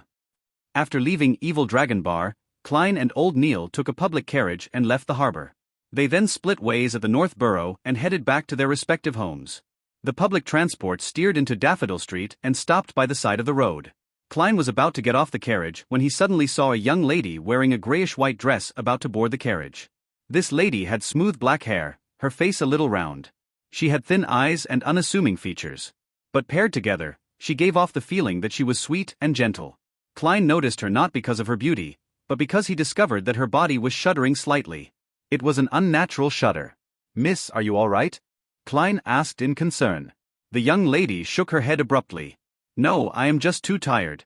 The people behind Klein were urging for him to get off, so Klein could only leave the carriage. When he found his footing, he paid attention to the situation from before again.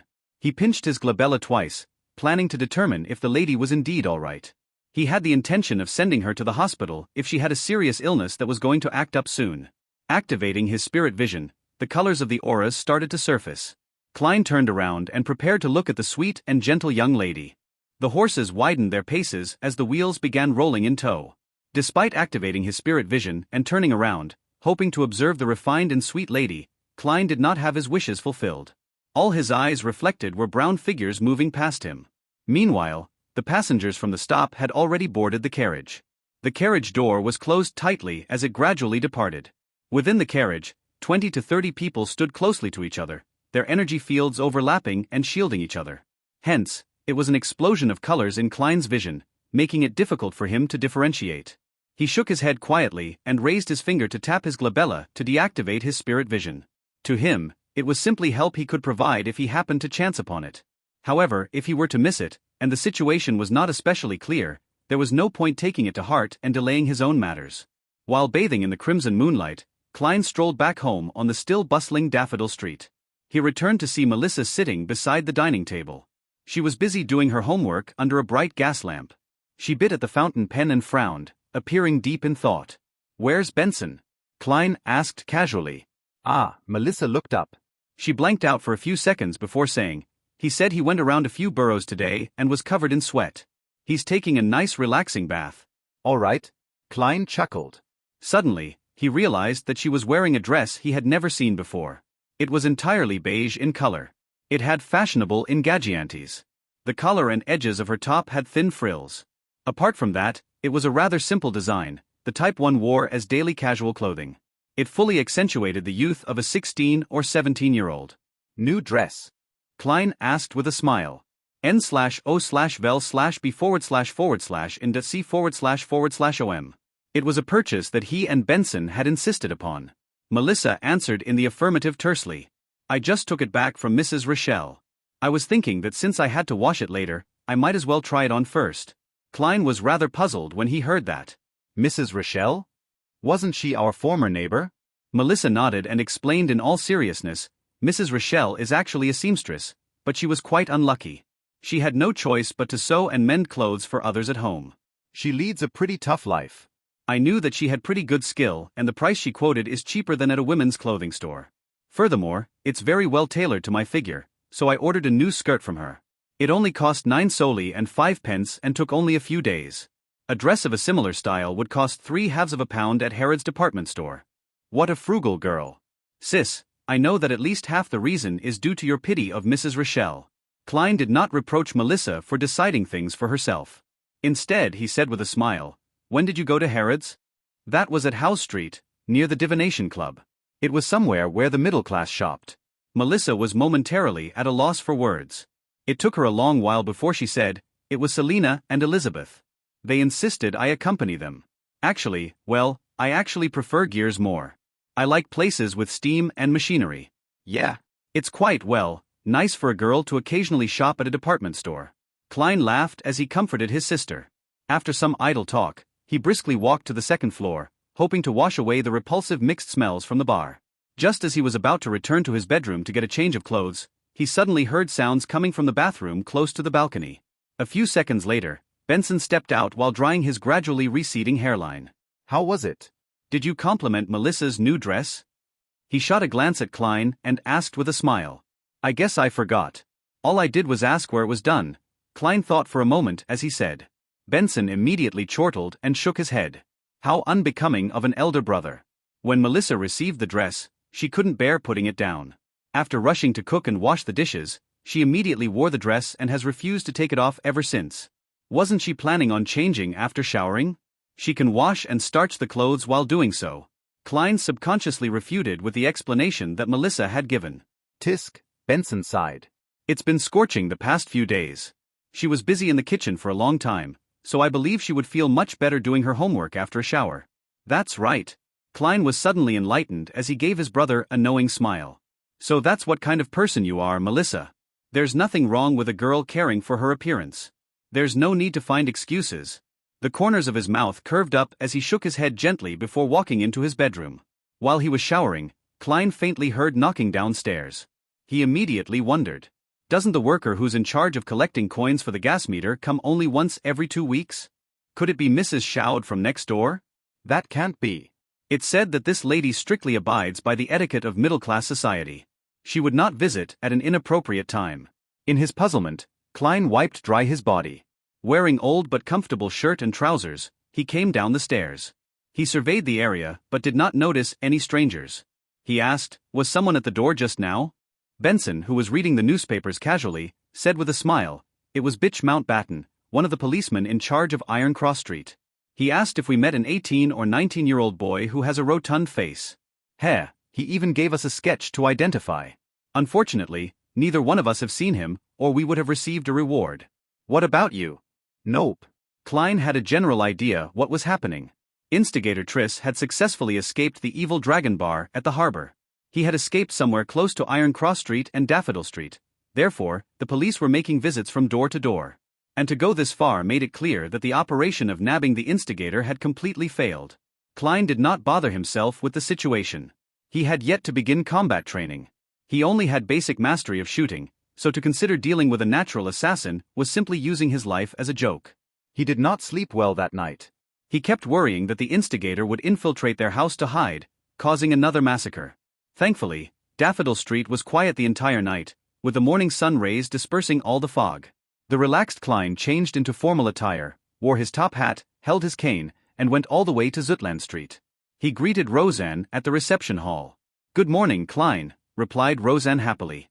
She suppressed her voice and said, "I heard the huge operation last night failed?" "The operation to nab instigator Triss?" Klein asked in curiosity. "Yeah." Roseanne nodded heavily. She shot a glance at the partition and said, "Apparently an informant of the mandated punishers discovered the instigator at the harbor. They were planning on waiting for additional beyonders and another special operations squad from the police to arrive before beginning the operation to do the deed instantly without alarming the commoners. Unfortunately, that instigator was extremely sharp.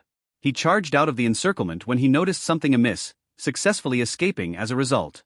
At such times, they need a beyonder with tracking abilities, such as me." Klein made a joke. "There was no lack of trackers back then." Dunn Smith's voice suddenly sounded. Roseanne turned her head abruptly and saw the captain wearing his black windbreaker. He was glaring right at her with his deep pair of gray eyes while leaning against the partition's frame. She hurriedly raised her hands to cover her mouth. Then, she shook her head incessantly, expressing her futile innocence. Dunn turned his gaze to Klein and after some thought he said, "There were a total of 6 beyonders from the mandated punishers, the machinery hivemind, and us Nighthawks. We traced the injured Triss to Iron Cross Street's Lower Street. We found his temporary residence, but the clues ended there. Be it beyonder methods or ordinary investigations, nothing worked. It was as though he evaporated into thin air, disappearing completely. Do you need my help with divination?" Klein asked probingly. Dunn shook his head gently. The machinery hivemind had a machinery hivemind. He is a senior beyonder as good as old Neil. I even suspect that he's already at sequence 8. I'm just unaware what the name of the corresponding potion is. The Theosophy Order's heritage to this day must have something special about it, consoled Klein. For the rest of the morning, he continued his mysticism curriculum, read the historical information and documents, and practiced various techniques just like always. With lunchtime almost approaching, Klein's mind began to wander. Another few minutes later, he put away the documents, having heard the summoning of his stomach. At that moment, Dunn Smith came into the clerk office. He said in a deep but mild manner, "Klein, follow me to Cheney's Gate. Sealed artifact 2-049 has arrived. The subsequent operation might require your sensing of that notebook." "All right," Klein got up and replied. His thoughts became scrambled. He imagined how the sealed item would look or if the operation would be dangerous. While in this rather tense silence, he followed Dunn down the stairs and into the tunnel. After going straight at the intersection, Dunn suddenly stopped and turned his head, saying sternly, "Do this action together with me. Keep doing it and absolutely do not stop. Remember, absolutely do not stop. This is for your own safety." While speaking, Dunn bent his arm followed by extending it. He repeated this action without stopping. Klein looked at the captain demonstrate in a befuddled manner. Suddenly enlightened, he asked, "Has this got to do with the uniqueness of the sealed artifact?" "Yes." Dunn nodded with abnormal seriousness. "Repeating such an action will allow us to discover if anything happens to you immediately. Saving you in time will not result in any life-threatening dangers." "Okay." Klein did not hesitate further as he began the repeated action of bending and extending his arm. "If your arm is sore, use the other one," added Dunn. "Sealed artifact 2-049 sure is odd. What meaning does this action have? It seems very dangerous." These thoughts flashed past Klein's mind as he looked solemnly at the captain. "All right." He had too many questions on his mind, but since Cheney's Gate was in sight, he had no choice but to bear with it. Besides, with my security clearance, I'll probably not learn of the details. I can only do as I'm ordered. Klein exhaled as he followed Captain Dunn to the keeper room outside Cheney's gate. Klein repeatedly bent and extended his arm as he watched Dunn push open the keeper's room with his body sideways. The captain's carefulness and high alertness, as well as the ridiculous and laughable protective actions, left him feeling abnormally tensed. The feeling was identical to what he felt when taking tests of courage that required him to walk through spooky cemeteries at night in his youth. A Grade 2 sealed artifact. Dangerous. To be used with care and moderation. It is something even a formal Nighthawk member does not know the details to. It is unknown how dangerous it is. Amid his tense nerves, Klein found it impossible to curb himself from overthinking. At that moment, his brain suddenly turned numb as though a power switch had been flicked off. Everything in Klein's vision turned slow. Even his arm actions shared the same fate. He saw Captain Dunn stop in his tracks. He came close to him as though in slow motion, extending his palm out slowly before pushing him in the shoulder. Suddenly, Klein's thought processes and vision were restored to normal at the same time. It was as though everything from before was just an illusion. What happened? He whispered amid his fright and confusion.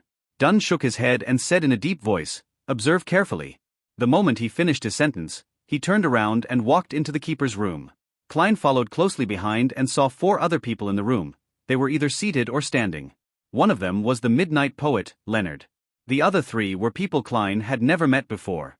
However, all of them shared a common trait. They were all doing the extending and bending arm exercise with utmost seriousness.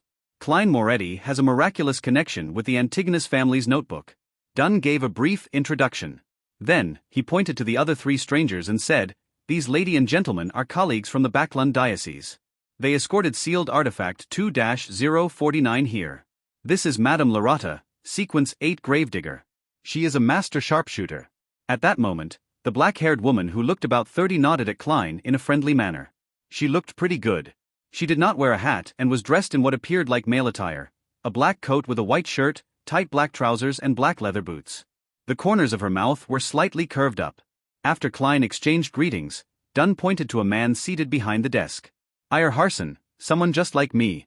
Before he finished his sentence, Klein saw Mr. Iyer Harson in his gray windbreaker turn sluggish with his arm motion. It was as though a gear had lost its lubricant or a joint covered in rust. What's wrong? Amid Klein's daze, he saw Laurata push Iyer Harson. Only then did the gentleman's actions return to normal. Was I like that previously? Klein was first taken aback before he came to the realization. This indicated the dangers that sealed artifact 02-49 held. What would happen if one was not awoken in time? Would one become a zombie? Filled with questions, Klein greeted the charming middle-aged Iyer Harson. "Borgia," Dunn said as he pointed to the last Nighthawk. Borgia was a cold man with a knife scar on the side of his face. His sharp brown eyes were like an eagle's. He was constantly observing everyone in the room. Let's set off.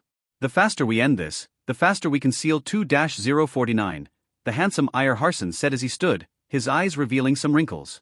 "So, where is 2-049? Klein surveyed his surroundings curiously but did not notice any traces of the sealed artifact. Of course, he could not see the areas obscured by the table without activating his spirit vision. "All right," Dunn turned and looked at Leonard Mitchell. "You'll be in charge of driving. It is best not to involve Cesare with matters like this." Cesare was the clerk in charge of procuring and collecting supplies for the Tingen Nighthawks while standing in as a carriage driver. He was the one who drove Klein to Welch's home to meet the spirit medium daily. "No problem." Leonard stopped acting frivolous and nodded seriously. At that moment, Klein saw Iyer Harson bending over. He picked up a black metal chest which had been obscured by the table. The chest was carved with resplendent stars and the crimson full moon. It was as though there was a formless barrier around the chest. The sealed artifact should be inside there? I wonder what 2-049 looks like. Klein observed the chest curiously. Thump, thump, thump. Violent knocking sounds suddenly erupted from the black chest. Even the surface of the chest bulged time and time again. Thump, thump, thump. It was as though something horrifying had awakened within the chest and was pounding wildly. The sound of the knocking was beaten into the hearts of everyone present. It's alive? Just as Klein had a thought, he saw Captain Dunn's arm exercises turning sluggish, as if his joints were layered with glue. Borgia, the Nighthawk from Backlund, pushed Dunn's shoulder, allowing him to recover. It's like doing the robot dance when one is affected by 2-049. If all of us are under its influence, wouldn't we be some awkward dance squad? Luckily, 2-049 seems capable of only influencing one person at a time. Klein lampooned to relax his tense nerves. He did not dare halt his arm exercises. He followed Dunn's lead and left his cane behind. He then followed behind the 5 Nighthawks through the tunnel and up the stairs to the second floor of the Blackthorn Security Company. Leonard had gone ahead and notified everyone in the front of the buildings, so Roseanne and the rest had all made their way to the 3rd level. These incidents rarely involved them, but they were not completely alien to them. Another Nighthawk, Kenley, had replaced Dunn in his watch over Cheney's gate. Klein heaved a sigh of relief when he reached the carriage. He looked suspiciously out the window and said, "Won't 2-049 affect the ordinary people on the streets?" From their journey underground to the carriage, sealed artifact 2-049 had already caused 6 sluggish incidents, 2 of which were targeted at him. He had been jolted awake by Captain Dunn and Leonard Mitchell respectively. The rate of the sluggish effect was rather alarming. No worries, 2-049 will target humanoid creatures within 5 meters of it first. The closer you are to it, the easier it is for you to be chosen. As long as there are 3 people surrounding it, people who happen to be around when the carriage steers past will not be affected, the beautiful black-haired Lady Lorata explained with a lazy tone. What a weird sealed artifact, Klein thought as he continued his arm exercises. Dunn and the rest of the Nighthawks did not speak on the journey to Ray Bieber's house. They were paying close attention to each other's condition. Only Lorata wore a nonchalant look. At times, she took in the sights of Tingin's not-so-clean streets, and at other times, she praised Backlund's underground water system. Soon after, the familiar building finally entered Klein's line of sight. The group of 6 made their way to the 3rd level while observing each other. The door to Ray Bieber's house was labeled with the Tingen Police Department symbol, indicating that entry was forbidden to unauthorized personnel. As Dunn did his stretching exercises, he took out a key. He opened the newly changed lock, then turned around, allowing Ire Harson, who was carrying the black chest, to enter first. Thump, thump, thump, thump. The sealed artifact in the black chest knocked violently once again, even more violent than before. This made Ire Harson's arm waver from side to side uncontrollably. It even made Klein suspect that the chest would be pounded open in time. Thump, thump, thump. Klein quickly noticed that Captain Dunn's movements were becoming sluggish. He was about to wake him up when a buzz sounded in his brain. His brain became numb. The scenes before his eyes played as though they were in slow motion. Didn't they say that it only affects one person at a time? Klein's thoughts quickly became sluggish. At this moment, the prepared Lorata and Borja woke each of them up respectively by pushing them. Having his thought processes and vision restored, Klein looked around with lingering fear. He nearly blurted out, "Didn't you say that 2-049 can only affect one person at a time?" Thankfully, I did not stop my stretches. When sealed artifact 2-049 enters its berserk mode, it can affect up to 2 people at once. We can confirm that Ray Bieber is indeed a descendant of the Antigonus family, Ire Harson said with a mechanical tone. Lorota let out a faint laugh. She looked at Klein and said, 2-049 becomes very agitated when it meets a descendant of the Antigonus family, even if only their scent remains. Its abilities would also increase considerably. I believe you would be able to understand its feelings. Well, I don't. Klein asked curiously, so is it a living creature? Lorata smiled but did not reply him directly. You'll know in a while. As long as Ray Bieber hasn't escaped Tingen, 2-049 will lead us to him. Klein could only put his other questions on hold as he walked around the room with the Nighthawks. Amid the loud and violent thumping from the chest, they locked the door, walked down the stairs, and returned to the carriage. Ire Harson looked out the window several times and confirmed that there were no pedestrians within a 5-meter radius of them. He then placed the black chest on the ground and twisted the mechanical switch to release its spiritual restraints. The violent thumping stopped suddenly, slipping the entire carriage into silence. Not even the breaths of the Nighthawks could be heard. Klein held his breath as the black chest opened slowly. A sharp creak that hurt his ears could be heard. Creak. The chest fell as a slender brown arm extended out of the chest. It was about the length of a child's finger. 2 arms pressed forward one after another as an object about the size a normal human being's palm appeared bit by bit in front of Klein and company. It had clear elbow, finger, and knee joints. Covered in an oil-stained brown cloth, its face was painted with the colors of a clown, red and yellow. It was a wooden puppet with a weird appearance. 2-049 lifted its head and looked at Klein with its pure black eyes. Its rigid mouth slowly parted to reveal a clown-like smile. The wooden puppet's face was painted in red and yellow like the common clown. The corners of its mouth were upturned high, revealing an abnormally comical smile. Its lips parted to reveal a dark and deep mouth. Klein, who had locked his gaze with it, felt his hair stand as intense horror leaped out of his heart in an uncontrollable manner. Everything before his eyes grew dull, as though he was looking at the world through a piece of thick brown glass. Klein's thoughts slowed down gradually, and he instinctively wanted to ask for help, but his neck seemed to be held tight by a rope. He couldn't make a single sound, and the single word was trapped in silence. Just then, Dunn noticed his arm exercises becoming sluggish and pushed him heavily. The brown glass before Klein's eyes shattered in an instant. He blurted out the word help, which had remained dormant in his throat. It reverberated within the carriage, with sharp panic. "It's getting stronger," Klein spoke in a very certain tone. Being next to a strange sealed artifact like 2-049 really placed on in terrifying peril if they were not careful. No, it was totally impossible to guard against it. It could only be avoided through other methods. "It's normal," Ayer Harson said steadily, nodding. Lorata chuckled. "It seems to like you? Don't worry. It is a relatively less dangerous Grade 2 sealed artifact." In her naturally languid voice, the puppet whose joints clearly reflected a human stood up. It began tottering towards its left. Its action was incomprehensible, just like a steam engine that someone had rusted due to a lack of lubricating oil. "Robot dance." Klein suddenly had the few Chinese words pop into his head. He had a new guess of the danger 2-049 posed. "It assimilates the living things that it seizes control of? If I am not woken up in time by the others, would I have become a human-sized puppet, a real-life Barbie doll? N/O/vel/b//in.c//om." Just as thoughts flooded Klein, Ayer Harson was awoken by Dunn. He extended and bent his arms as he pointed in the direction that the puppet was walking slowly towards. He said to Leonard, who was driving the carriage, "Over there." Leonard couldn't make the carriage pass through the building, so he had to detour. During the detour, 2-049 constantly adjusted the direction that it was facing. It acted like a compass that pointed towards the Antigonus family. Upon seeing the scene, Klein, who was constantly exercising his arms, nearly burst out laughing under the tension. "I heard that 2-049 was created by the Antigonus family. Is this an act of loyalty or the perfect example of screwing things up?" Leonard drove the carriage according to Ayer Harson's occasional instructions. Whenever the strange puppet 2-049 walked to the edge of the carriage, Ayer Harson would pull it back and start it all over again. Every time that happened, its mouth would open and two people would be under its influence simultaneously. Klein's taut feelings gradually began to relax. He realized that sealed artifact 2-049 was not as scary anymore. As long as there were more than 3 people present and they constantly maintained their arm motions, if they made sure to wake their partners in time, 2-049 was merely a puppet with slightly unique characteristics. The carriage traveled at high speed and quickly arrived at the harbor, where warehouses were clustered. After circling a few times, they confirmed that 2-049 intended to enter the innermost grayish-white warehouse. Ayer Harson's expression turned solemn. He grabbed the puppet carefully and stuffed it back into the black chest. Thump, thump, thump.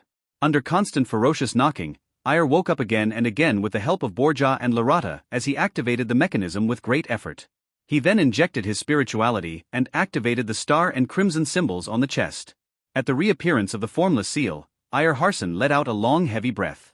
"Let's get down," Dunn Smith said with a low and mild voice. "Leonard, tying the horse here will do." Dressed in windbreakers, suits or shirts, the 6 left the carriage and walked into the innermost warehouse. As they walked, they uniformly stretched and bent their arms. This added a comical and ridiculous vibe to the rather tense situation. The Nighthawk awkward dance squad.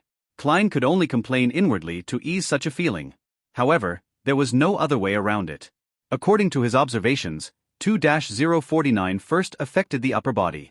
Therefore, to detect it in time to prevent a more dangerous situation from developing, they only had the choice of extending and bending their arms, shake their necks or bodies. However, the latter only made one look like a hooligan.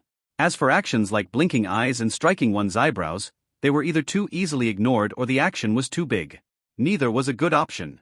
This awkward dance squad is better than Causeway Bay 1 Triad members. Klein sighed in resignation and followed Captain Dunn Smith and company. As they approached the warehouse's door, the deeper his anxiety and worry became. No one knew what kind of effect the notebook had on Ray Bieber. If something dire happened, Klein did not dare pin his hopes on transmigrating again. Furthermore, he discovered that he could still be injured and bleed while chopping ingredients for dinner. The speed at which he recovered at was normal too. He wasn't some kind of monster that was impervious to combat or death. As they walked, Dunn suddenly lowered his non-moving hand and made a pressing gesture to beckon everyone to stop 10 meters away from the warehouse's door. Klein, divine if there is any danger in the warehouse. It'd be better if you could tell the level of danger, Dunn said as he turned his head to Klein. His gray eyes looked deep as usual, there was no fear. Klein gave an unnoticeable nod and stopped the hand exercise. He extended his right hand to his left cuff and removed the silver chain that had a hanging piece of topaz. As he was still moving his arms, Dunn realized his sluggish actions in time and woke him up with a nudge. Klein held the silver chain with his left hand and allowed the topaz to hang down naturally. Simultaneously, he moved his right arm, but with a much smaller range of motion.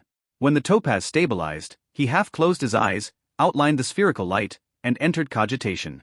He then mumbled, "There's danger in the warehouse. There's danger in the warehouse." After 7 times, he opened his eyes and saw the hanging topaz slowly going in clockwise circles. It turned faster and faster, and in the end, Klein felt like it was pulling his left hand. "There's danger, great danger," Klein replied honestly. Clockwise meant affirmation to the chanted statement, while counterclockwise meant denial. To other Beyonders, even a mystery prior, using spirit dowsing could only determine if there was danger, but it was unable to obtain information regarding the level of danger. However, Klein discovered that when he used spirit dowsing, the pendulum would spin at different speeds, revealing the degree of the answer. Although it was not very accurate and extremely vague, it allowed one to have a rough assessment of the actual situation. As expected of a seer potion, Klein was rather happy with the outcome. Just as he was about to put away the topaz pendulum, Leonard Mitchell, who had maintained his silence, suddenly spoke. "Divine if there is danger around us also." Dunn nodded in agreement. "Yes, I am worried that the secret order will not give up and that it has placed Ray Bieber's house under constant surveillance. They could have followed us here and could cause trouble at a critical moment." Klein took a deep breath and entered a calm, ethereal state once again. When the silver chain turned stable once again, he recited in his heart, "There is danger surrounding us. There is danger surrounding us." After repeating the statement, Klein opened his eyes and looked at the silver chain. In his dark brown eyes, the topaz pendulum first moved counterclockwise with difficulty. Then, it suddenly paused and started moving clockwise. "There is danger surrounding us." Klein felt a tug on his heartstrings as he spoke carefully. Furthermore, someone had tried to intercept his divination, but had lost to him in the invisible fight. Just as he spoke, an orange-yellow fireball the size of a fist flew towards them. It came crashing towards the middle of the group with its blazing speed. Dunn Smith, who had already drawn his long-barreled revolver before Klein did his divination, immediately raised his hand, aimed, and pulled the trigger. Bang! The fireball didn't seem to be affected by the gunshot but continued its original trajectory, as though it was forcing everyone to scatter from dodging. Klein originally thought nothing of the troublemaker who was following them. After all, there were 6 Beyonders present. They were not even short of Sequence 8 and Sequence 7 experts. It was a lineup that was practically unstoppable in a small city like Tianjin. But when the fireball smashed down, he came to a sudden realization. To them, the most dangerous enemy was not the tracker nor the troublemaker. It wasn't even Ray Bieber who was in the warehouse in an unknown state, but the sealed artifact 2-049. Once they dispersed and the battle began, they wouldn't be able to wake each other in time. Then, they would turn into real-life puppets one after another. As these chaotic thoughts bombarded him, Klein was pulled by Leonard aside to dodge the fireball.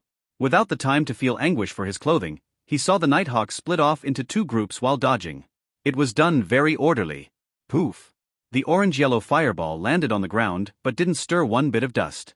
It disappeared as though nothing had happened. An illusion? Just as this thought came to him, Klein saw Iyer Harson lift the black chest and threw at least 10 meters away. "Stay away from it. Watch it," Iyer shouted.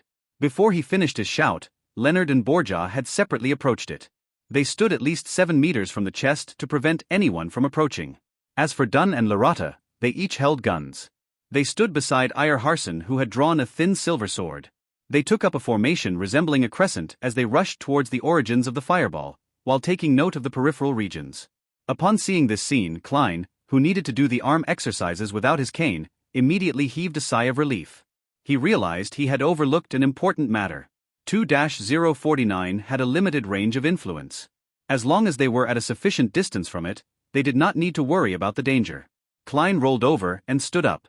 He stuffed his topaz pendulum into his pocket with one hand while he reached into his holster for his revolver with the other. Under the illumination of the afternoon sun, Klein in his dust-coated clothes quickly twisted his revolver's barrel to remove his self-imposed safety. He went into a shooting stance, allowing the light to reflect from the bronze body of the revolver. He held the revolver with one hand, and moved his other arm, cautiously paying attention to anything that could happen around him. At the same time, he was a little worried for Captain Dunn and Mr. Eyre Harson. After all, both were nightmare beyonders who specialized in influencing the enemy from the shadows. He did not know if they were adept at direct combat. Just as Klein was having these considerations, Eyre Harson slowed down, his expression becoming serene and peaceful. He opened his mouth and recited a peaceful poem, one that seemed to place a person into the night. When once the sun sinks in the west, and dewdrops pearl the evening's breast, almost as pale as moonbeams are, or its companionable star, the evening primrose opens anew its delicate blossoms to the dew, and hermit-like, shunning the light one. The recital reverberated around them. Klein nearly lost his tense feelings and completely relaxed. He was lucky that he had experienced something similar before and was not facing Eyre Harson. Thus, he quickly collected himself and entered a half-cogitative state to combat the influence of the poem. Phew! He let out a sigh of relief. He no longer had any doubts about Dunn's and Eyre's direct combat abilities. As he had only advanced recently and still did not have a deep understanding of sequence potions, Klein had forgotten that the Sequence 7 Nightmare was the advancement of Sequence 8 Midnight Poet.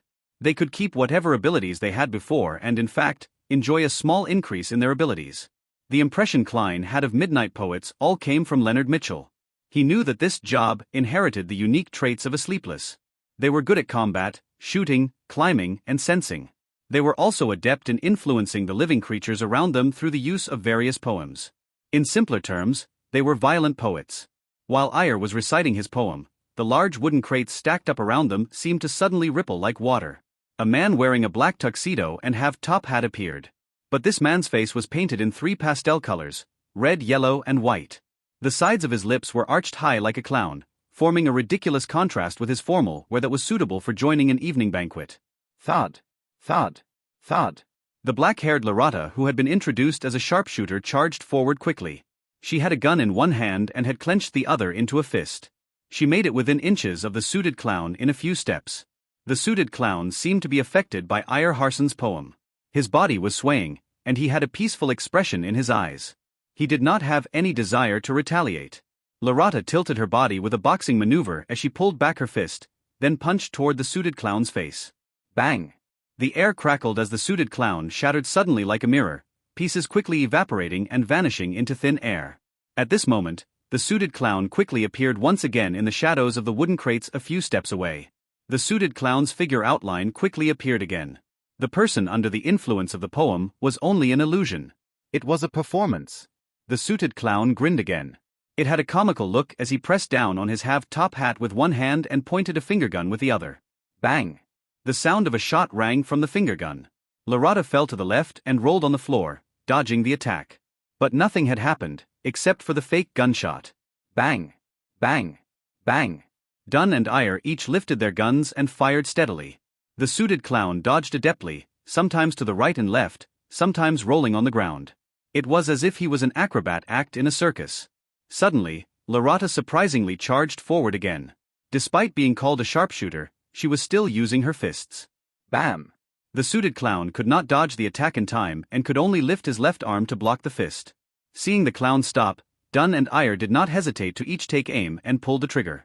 At this moment, the arm that the suited clown used to block Lorata's fist ignited with an orange-yellow flame.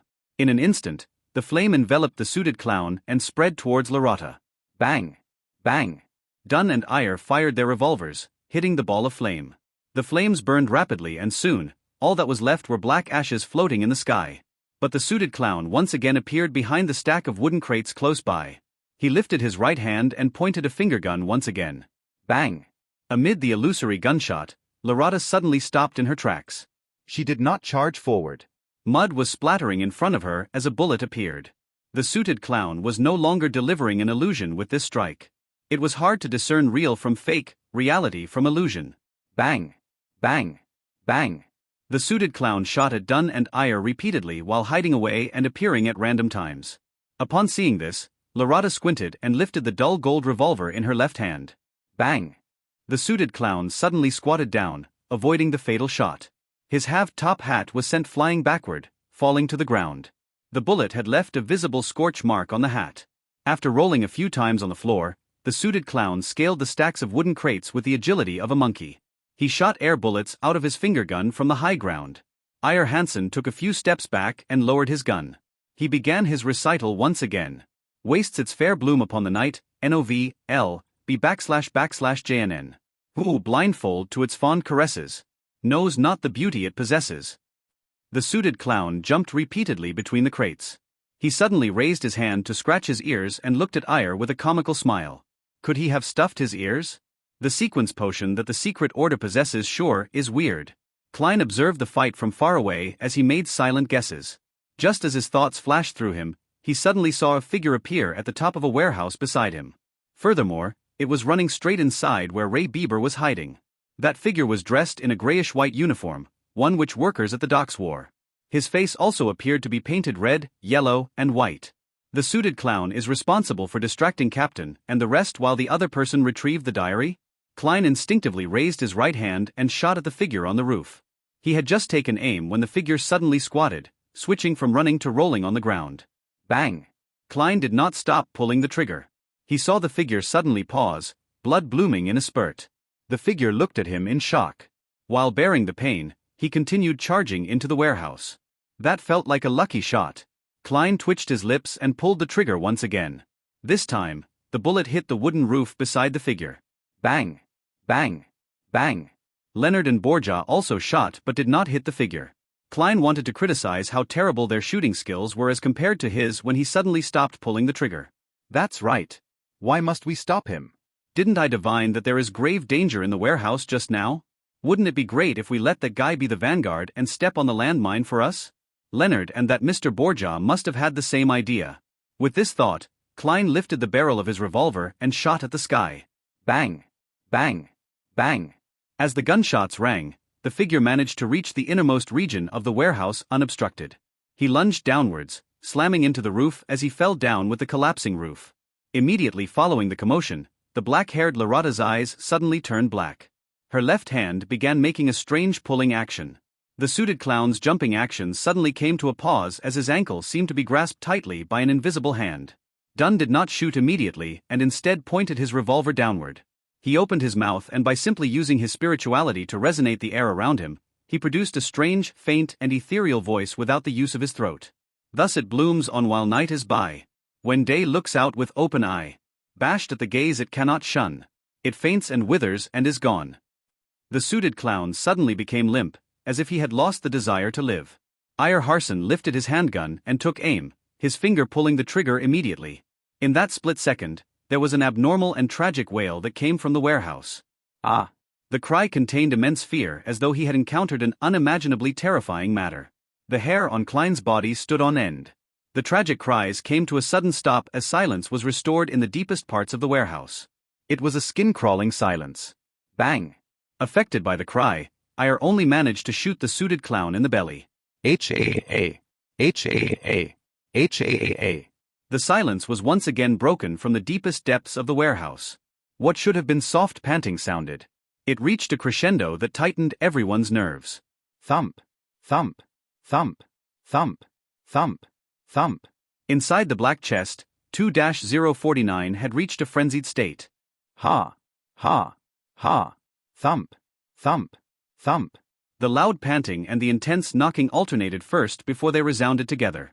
It made Klein and company extremely nervous, as though they were hearing some evil murmur. Taking advantage of the moment Iyer, Dunn and Lorata had their attention redirected, the suited clown suddenly pulled out a long piece of paper from his pocket. Ha! He threw it with his right hand as the slip of paper ignited into a black fiery whip. Then, he lashed it towards the side of his ankle. A fleeting but tragic scream sounded as the suited clown escaped the invisible shackles and did a backflip. Bang! Bang! Bang! Dunn, Iyer, and Lorata shot but their bullets only ended up hitting the wooden crates. The suited clown did not stay any longer as he pressed down on his wound with his right hand while escaping in a direction opposite the warehouse. He was so fast that in the blink of an eye, all that was left was a hint of his back.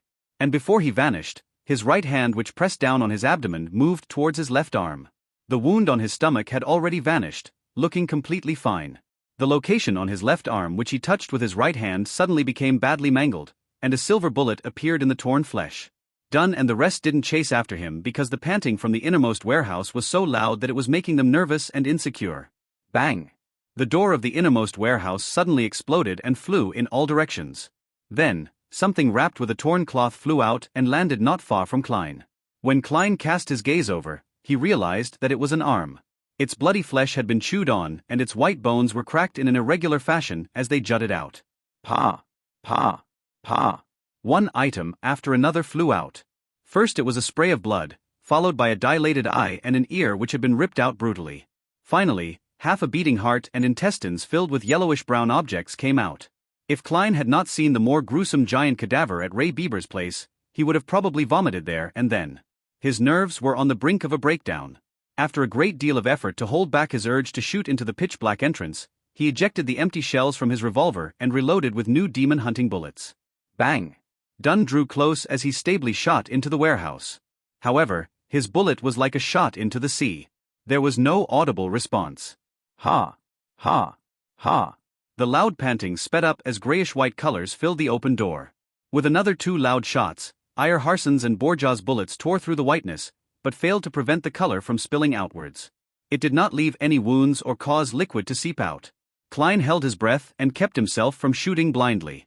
He watched as the whiteness slowly revealed a complete outline. It was a humanoid creature more than 2 meters tall. Its limb joints were all unnaturally twisted. It was as though they had been snapped by someone forcefully. White bones poked out from under its skin as the entire grayish-white surface was filled with gullies, like a human brain that had been stripped from its shell. The monster had grayish-white, rotting, sticky liquid flowing all over it. Its head looked relatively normal, with deep wrinkles and pale skin. As it opened and closed its mouth, Klein could see a porcelain false tooth that looked close to falling out, a few strands of bloody saliva, and bone and flesh that had been minced. Was Ray Bieber still even King human? Klein drew a silent gasp as he felt his heart pound rapidly. Bang! Leonard's demon-hunting bullet hit Ray Bieber's forehead and tore right through it, leaving behind a deep hole. Grayish-white liquid flowed out and dripped onto the ground. The liquid wriggled and turned into fat cream-colored maggots. But the monster appeared completely unaffected. It was neither fast nor slow when it pounced at Borja, who was closest to it. Its actual target appeared to be the black chest that contained sealed artifact 2-049. Loss of control of Beyonder powers, Dunn shouted in a deep voice. Lorata, it looks like a dead soul, so quickly look for its weakness. All right. Lorata did not speak further as she raised her hands to press down on her eyes. Her pupils turned gray then colorless, as though she had entered the world of spirits and a kingdom of dead souls. She looked down at the enemy from a higher vantage point as she searched for a node. Klein saw that a normal gunshot was ineffective, so he did not bother wasting more of his bullets. He lifted his hand to tap at his glabella to activate his spirit vision. He planned on helping gravedigger Lorata. From his vision, Monster Bieber only had one kind of spiritual glow left. It was purely grayish-white, a whiteness filled with craziness. Apart from that, Klein saw nothing else. At that moment, Iyer Harson and Leonard Mitchell sang simultaneously. N/O/vel/b//in.c//om. Oh, the thread of horror, the hope of crimson cries. One thing at least is certain, that this life flies. One thing is certain, and the rest is lies. The flower that once has bloomed forever dies. The power that allowed one to enter a peaceful slumber emanated. The twisted grayish-white monster gradually slowed down as though it could not fight against the charm of the poem. Then, it opened its mouth and let out a shrill cry that ordinary people were deaf to. Ah! Bang! Klein felt a sharp pain in his head as he automatically exited his spirit vision state. He felt warm liquid flowing out of his nose, and when he subconsciously wiped it with his hand, he discovered the back of his hand covered in blood. Iyer and Leonard fell back to the ground at the same time. They had blood stains lining the corners of their lips, noses, and eyes. Borja, Dunn, and Lorata each took a step or two back, the color in their face draining. That monster only screamed once, but it appeared to exceed what the 6 Beyonders could withstand. They instantly turned extremely weak. Bam! It closed in on Borja and suddenly swung its twisted joint. Bang! Bang! Bang! Bang! Borja and Dunn shot twice each, but they didn't cause any damage to Monster Bieber. Bang! A blow sent Borja flying out as his long-barreled revolver fell to the ground. He tried to stand up a few times, but failed to do so. The corner of Monster Bieber's mouth had stringy liquid oozing out as it leaped towards the black chest. Bang! At that crucial moment, Iyer Harson shot a bullet at the box to knock it some distance away, preventing Monster Bieber from grabbing it. Its momentum brought it forward by more than 10 meters. The black chest cracked, and as the thumping within turned more intense, it grew more obvious. Found it. The black-haired Larata finally spoke. I need you to control it for at least 3 seconds. All right. Dunn didn't delay any further. He extended his hand to tap his glabella and closed his eyes. He seemed to fall asleep as shapeless waves slowly rippled out one after another. In that instant, Monster Bieber paused and the craziness in its eyes quickly receded. Its thin transparent eyelids began to close uncontrollably as well.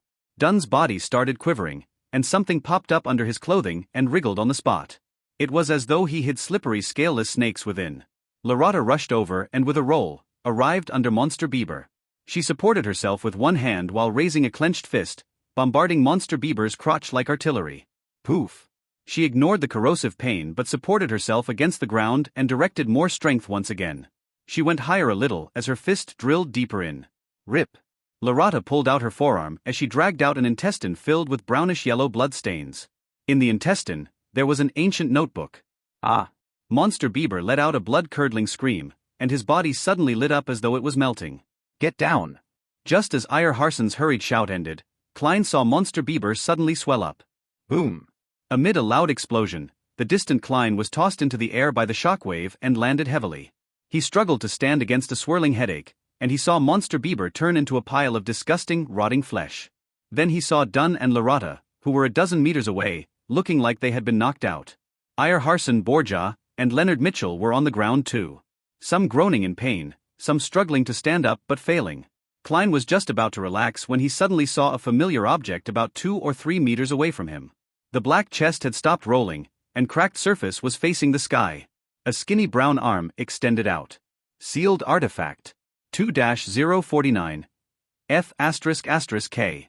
Klein's heart tensed up as he immediately leaped in the opposite direction in a bid to escape 2-049's effective range. The blast from before had thrown the black chest near him. And at that moment, Klein's head suddenly buzzed as his thoughts turned sluggish. Oh no! I've been controlled by the puppet. Captain and company are either unconscious, or have yet to recover. They can't even get up. They will not be able to wake me up in time. No. I have to save myself. Everything before Klein's eyes was happening in slow motion. All his joints and his brain seemed to have been coated with an ever-thickening layer of glue. He had no interest in becoming a human version puppet, so he seized the opportunity of not being fully controlled by trying his best to seek a way to save himself. I definitely can't hit myself. There must be an external force. External force. I'll give it a try. There's no time for hesitation. Without the luxury of time to think through things, Klein came to an idea in less than 3 seconds. He moved his rusty knee joint and took a counterclockwise step. At the same time, he did not try to escape the invisible rope that hung around his throat. All he did was recite inwardly. Blessing stem. From the immortal Lord of heaven and earth.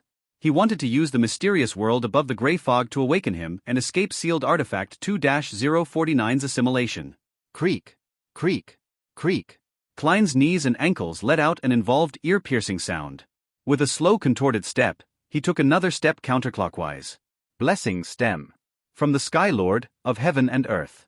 Klein's thoughts turned increasingly sluggish as he felt as though he was a computer that had all sorts of bloatware and every antivirus software installed. He lifted his left foot in a jerky manner as he took another step in the required spot. Blessing stem. From the exalted arch. Klein's thought processes turned more and more rigid and sluggish. He took the final step purely out of instinct. At that point, he knew he was almost fully under the puppet's control. Even if Iyer Harson could get up in time to save him, he would probably be unable to be awakened. But his strong desire to live made him chant the final line of the incantation. Blessings. Stem. From the celestial worthy. Just as he finished his incantation, the extremely chaotic and hysterical shouts and murmurs sounded. They quickly took over every corner of Klein's sluggish thoughts, shattering them in the process and reducing them to thoughts he had no control over. Klein's brain became a boiling pot of potpourri as his stiff body turned light while his spirituality lifted. Endless grayish-white fog and the dark red stars of varying distances appeared once again before his eyes. It was vast, mysterious, vague, and blurry. Klein's confused mind quickly settled down as he finally regained his ability to think, only to see the magnificent palace. Phew! Thankfully it worked, he whispered with a lingering fear. According to his previous observations, he knew that once someone fell under the control of sealed artifact 2-049, it was equivalent to death. Normally, there was no medicine that could save the victim. Luckily, his luck enhancement ritual and the mysterious world above the gray fog was not considered normal at all. After pacing a few times, Klein began considering the situation he was in. I can't just stay here the entire time, right? By the time Captain and company wakes up and gather over, I won't be able to explain the situation. As things are right now, I only have the shell of my body, nothing more zombie-like than a zombie. But if I were to take the risk and return, there's no way to guarantee my safety. What if I get controlled by 2-049 again? While suffering from his dilemma, Klein suddenly smacked himself in the forehead and could not help but chuckle softly. It looks like I haven't gotten used to my status as a seer. Before he finished his sentence, he appeared at the seat of honor in front of the long bronze table, sitting on the high-backed chair with the strange symbol. Klein extended his hand as a fountain pen appeared out of thin air. He scribbled a sentence on an illusory piece of paper. N/O/vel/B//J/C/om. Returning to the real world is very safe. Immediately following that, Klein pulled out a projection of a spirit pendulum from his packet. After a few gatherings, he discovered that the items he brought on him were projected above the gray fog, but they were relatively illusory. Klein held the silver chain with his left hand as he allowed the topaz to nearly touch the paper. He calmed his breathing and half closed his eyes.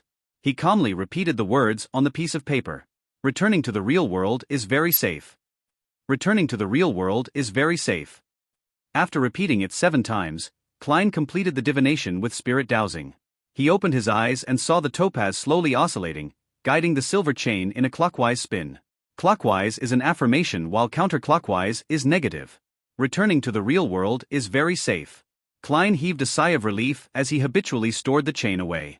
Then, he released his spirituality and wrapped his body as he simulated a plummeting state. The hazy fog and deep red stars turned ethereal and charged upward. Klein soon saw himself still in a daze in his original position. He saw the brown puppet, halfway out of the chest. He also noticed that the sealed artifact had apparently stopped all motion. His physical senses reached to his brain, and just as he was about to try to move his arm to determine his condition, he suddenly heard a voice concealed within the wind. Do you wish to be awakened? You can be saved as long as you promise me one thing. This one thing is to help me take that Antigonus family notebook.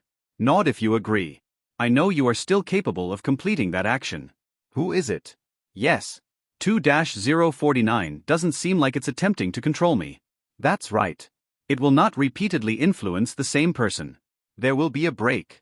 Klein was shocked, but he did not show it on his face. At that moment, the voice added quickly, "You can obtain additional rewards if you complete this matter. I know you are a seer.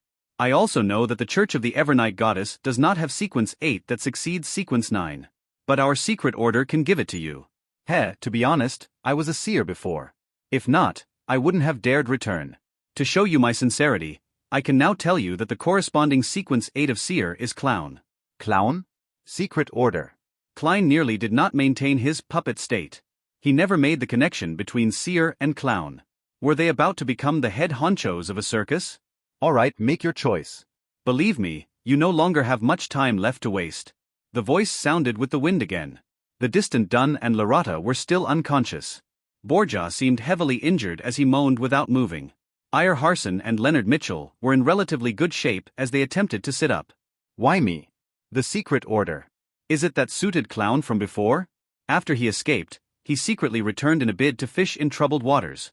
Upon hearing the voice, all sorts of doubts instantly flashed through Klein's mind. Since the person said that he was a seer, Klein attempted using the thought processes of a seer to analyze the situation. He dared return because he divined hope. He believed that Monster Bieber would be destroyed and that we would suffer a heavy setback. He did not take the notebook by himself or deal with us directly because he likely divined that it would contain immense risk. Therefore, he is suspecting Captain and Madame Larata are feigning their unconsciousness, or that this is a trap laid out for him. He did not make further divinations to determine my present state partially because firstly, he might not have the time.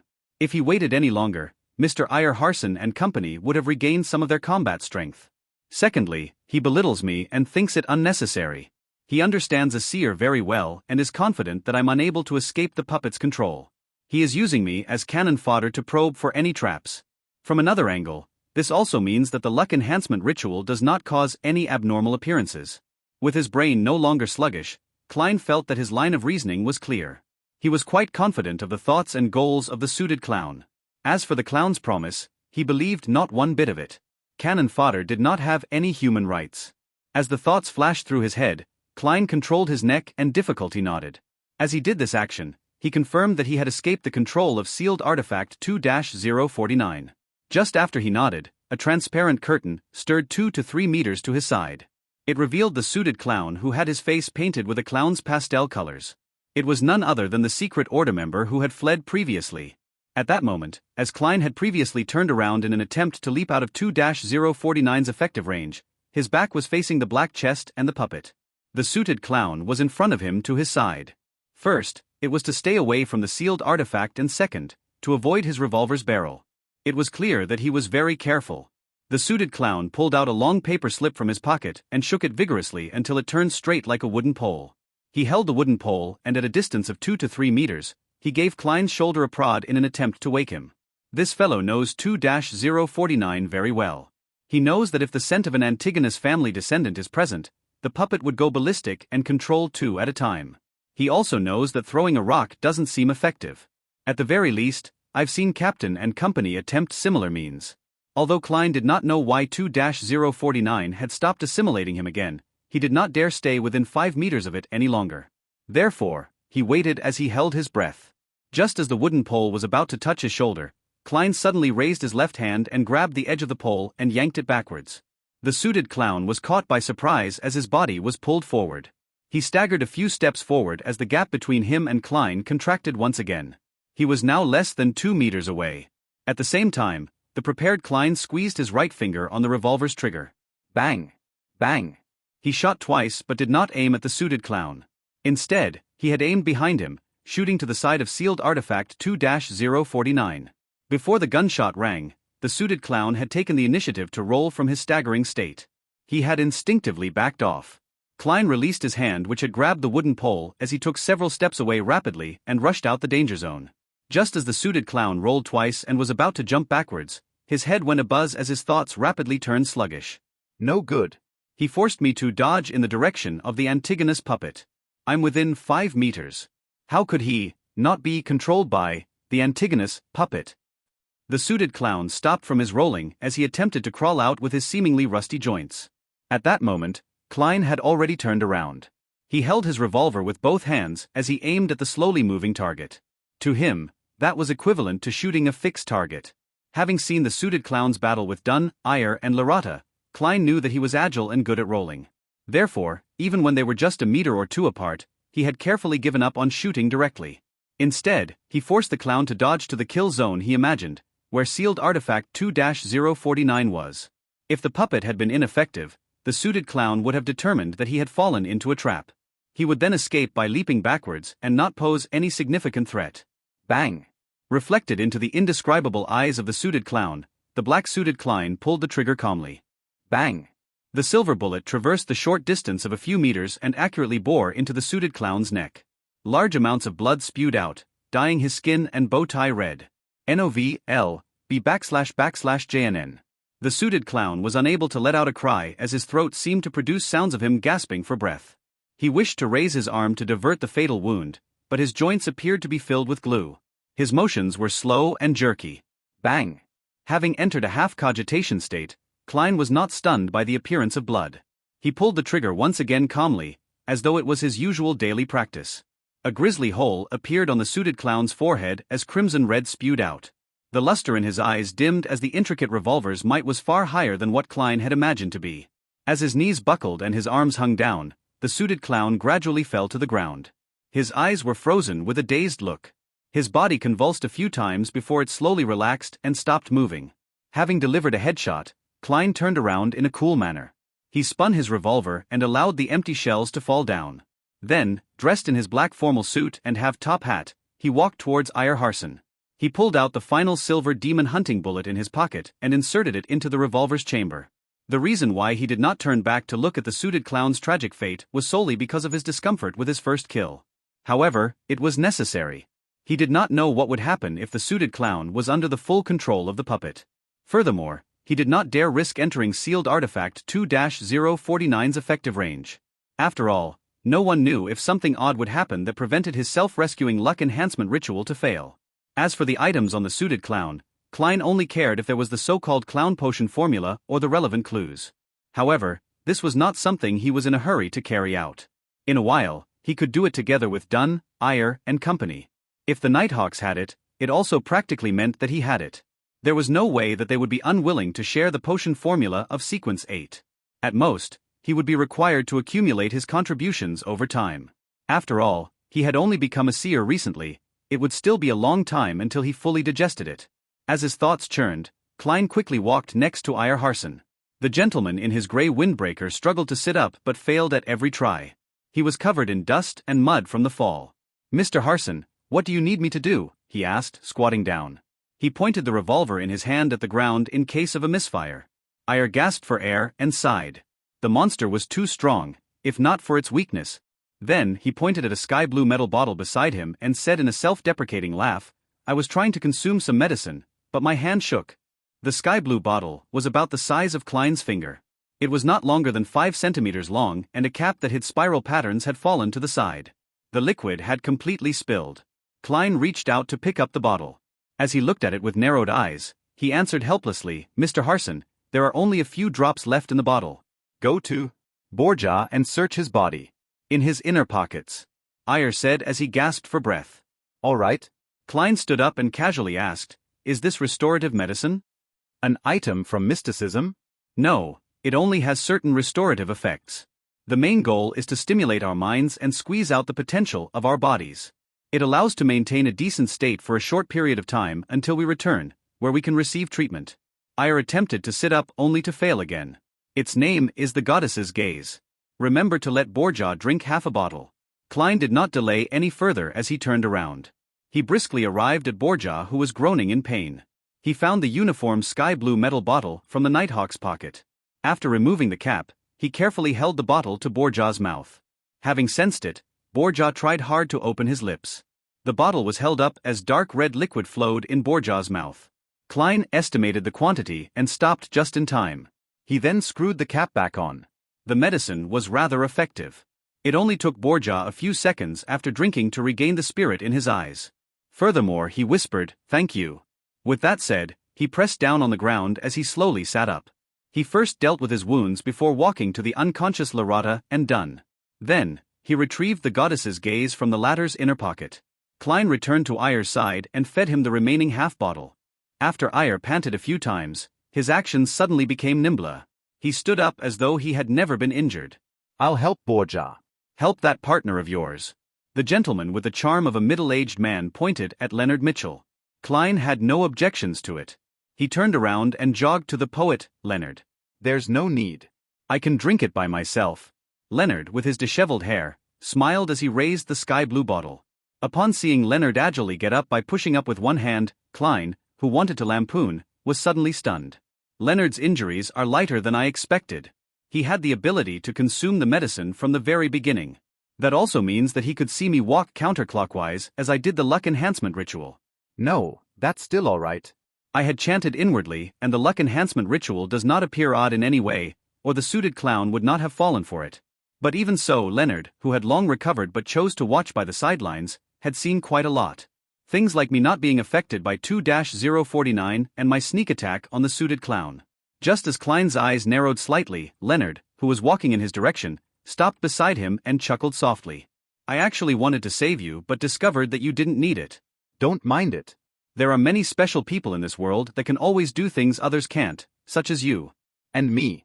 Leonard smiled as he went past Klein and walked to the awakening Dunn and Lorata. "Narcissist." Klein thought silently as he felt a lot more relaxed. From the looks of it, Leonard Mitchell hid quite a bit of secrets.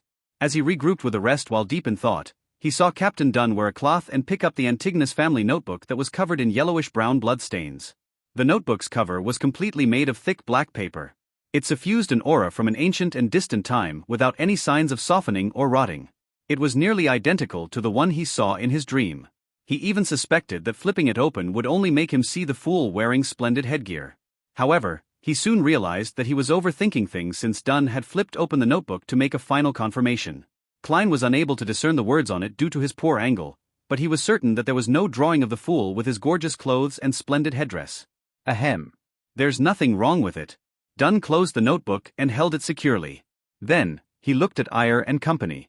Let's store this notebook and sealed artifact 2-049 behind Tinjin's Chinese gate. We can wait until all of you are recovered or Backlund sends someone over. Upon hearing that, Klein felt a little disappointed once again, but also felt happy. He wished to see the Antigonus family's notebook once more and figure out the reason for the death of the original Klein, Welch, and Naya. However, he also felt that the ancient item was filled with misfortune. It often brought catastrophe, so he did not dare touch it. Handing it to the church's headquarters and sealing it is considered the best choice. He secretly heaved a sigh of relief. All right. Iyer Harson, Borja, and Lorata nodded in unison. They then turned around and arrived beside sealed artifact 2-049. They woke each other up and stuffed the puppet, which had resumed moving, into the black chest with an opening as they monitored it strictly. Everything is back to normal. Iyer sounded a little more relaxed. Inside the dimly lit black chest, the puppet wrapped in oil-stained cloth flipped over with its body creaking as it aligned its clown-painted face with the light source. On the creepy face, under the black pupil-less eyes, 2 hardly noticeable crimson cracks appeared. Meanwhile, Dunn, Leonard and Klein, who had mustered his courage, began searching the suited clown's corpse. They found paper flowers, handkerchiefs, poker cards, glass pieces, and all sorts of strange items. However, apart from that, he did not seem to carry anything of worth or potential clues. Other than the wallet with 70 to 80 pounds and 10 plus solely. Klein secretly sighed. With money in mind, he immediately looked down and inspected himself. His face nearly fell literally.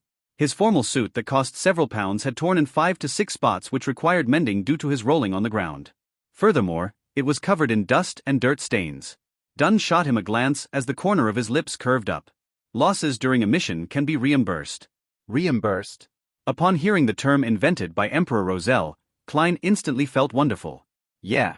This suit just needs some proper cleaning and mending before it can be worn again. It will still be presentable.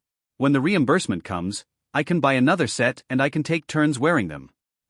I am not the kind of person that uses a reimbursement for something other than what it was intended for. However, I should consider getting a set of clothes for combat in the future, such as a black windbreaker like Captain. Clothes with slightly poorer material would be much cheaper than a tuxedo. TSK has the reason why the bastard Leonard doesn't like wearing formal suits been due to him having such considerations. Let Fry take care of the dead body. We'll see if he can find what the man originally looked like or find any relevant clues. Dunn touched the suited clown's face paint with his gloves. Then, they searched the innermost warehouse and saw that there were splotches of bloody flesh that looked like they had been smashed by boulders. They also saw one white bone after another that had been strewn everywhere. Ray Bieber was absorbing the power in the notebook via an ancient ritual, just like how we would consume a higher-level sequence potion. A ritual like that is full of danger. It must be performed in an environment isolated from all disturbances, and the ritual would have required him to enter a deep sleep for a certain amount of time. That was probably why he had yet to leave Tinjin. Dunn guessed at the possibilities after inspecting the warehouse. Upon hearing such a description, Lorata laughed. Her black hair contrasted sharply with her pale face. Such a pity, we awakened him ahead of time. His anger at being woken up truly left a deep impression on us. This is a kind of losing control. Dunn looked towards Klein and told him, as both an explanation and a lecture. Why didn't he just leave Tinjin and try to absorb it elsewhere? Asked a perplexed Klein. Iyer laughed and pointed to his head. People influenced by ancient or sinister powers often are lacking in this department. At that moment, Dunn inhaled and said while hiding his pain, Leonard, you are still in good condition. Stay here and do not allow ordinary people to come close. The rest of us will immediately search for items among Ray Bieber's remains. We will return with them and the sealed artifact, as well as the Antigonus family's notebook. We will then get Fry Royale and the police to come here. All right, answered Leonard with a relaxed expression when he heard Dunn's suggestion. Following that, everyone walked out of the warehouse and came close to where Monster Bieber had self-destructed. With him at the origin, they began searching outwards radially. Captain, what are we looking for? Klein looked at the rotting flesh and blood that was strewn everywhere.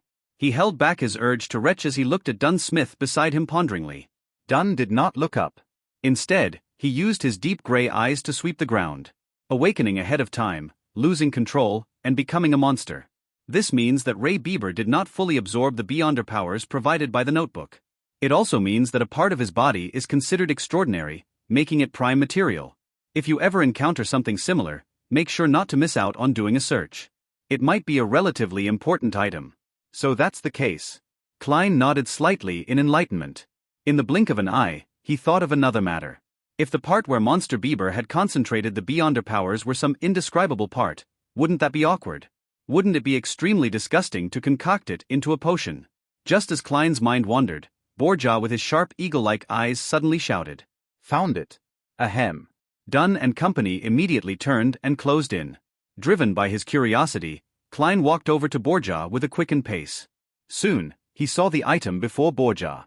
It was a grayish-white item about the size of a fist. Its surface was filled with gullies and it looked soft but ductile. It looked like a brain that had been extracted out of a living being. Although Klein was unable to make out the extraordinariness of the blob of grayish-white, he was certain that Borja had not made a mistake since it had remained intact despite the violent explosion it had undergone. Dunn carefully observed it and squatted down.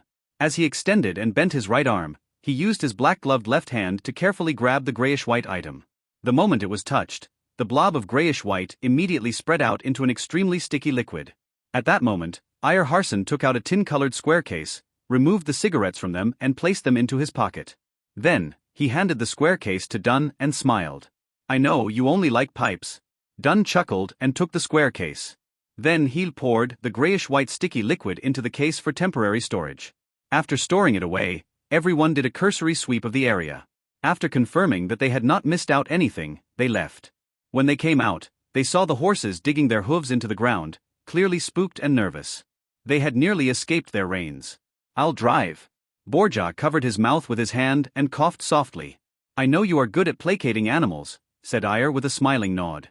After boarding the carriage, Dunn, Lorata, Ayer Harson and Klein, who continued their arm exercises, temporarily had nothing to say as they fell into silence.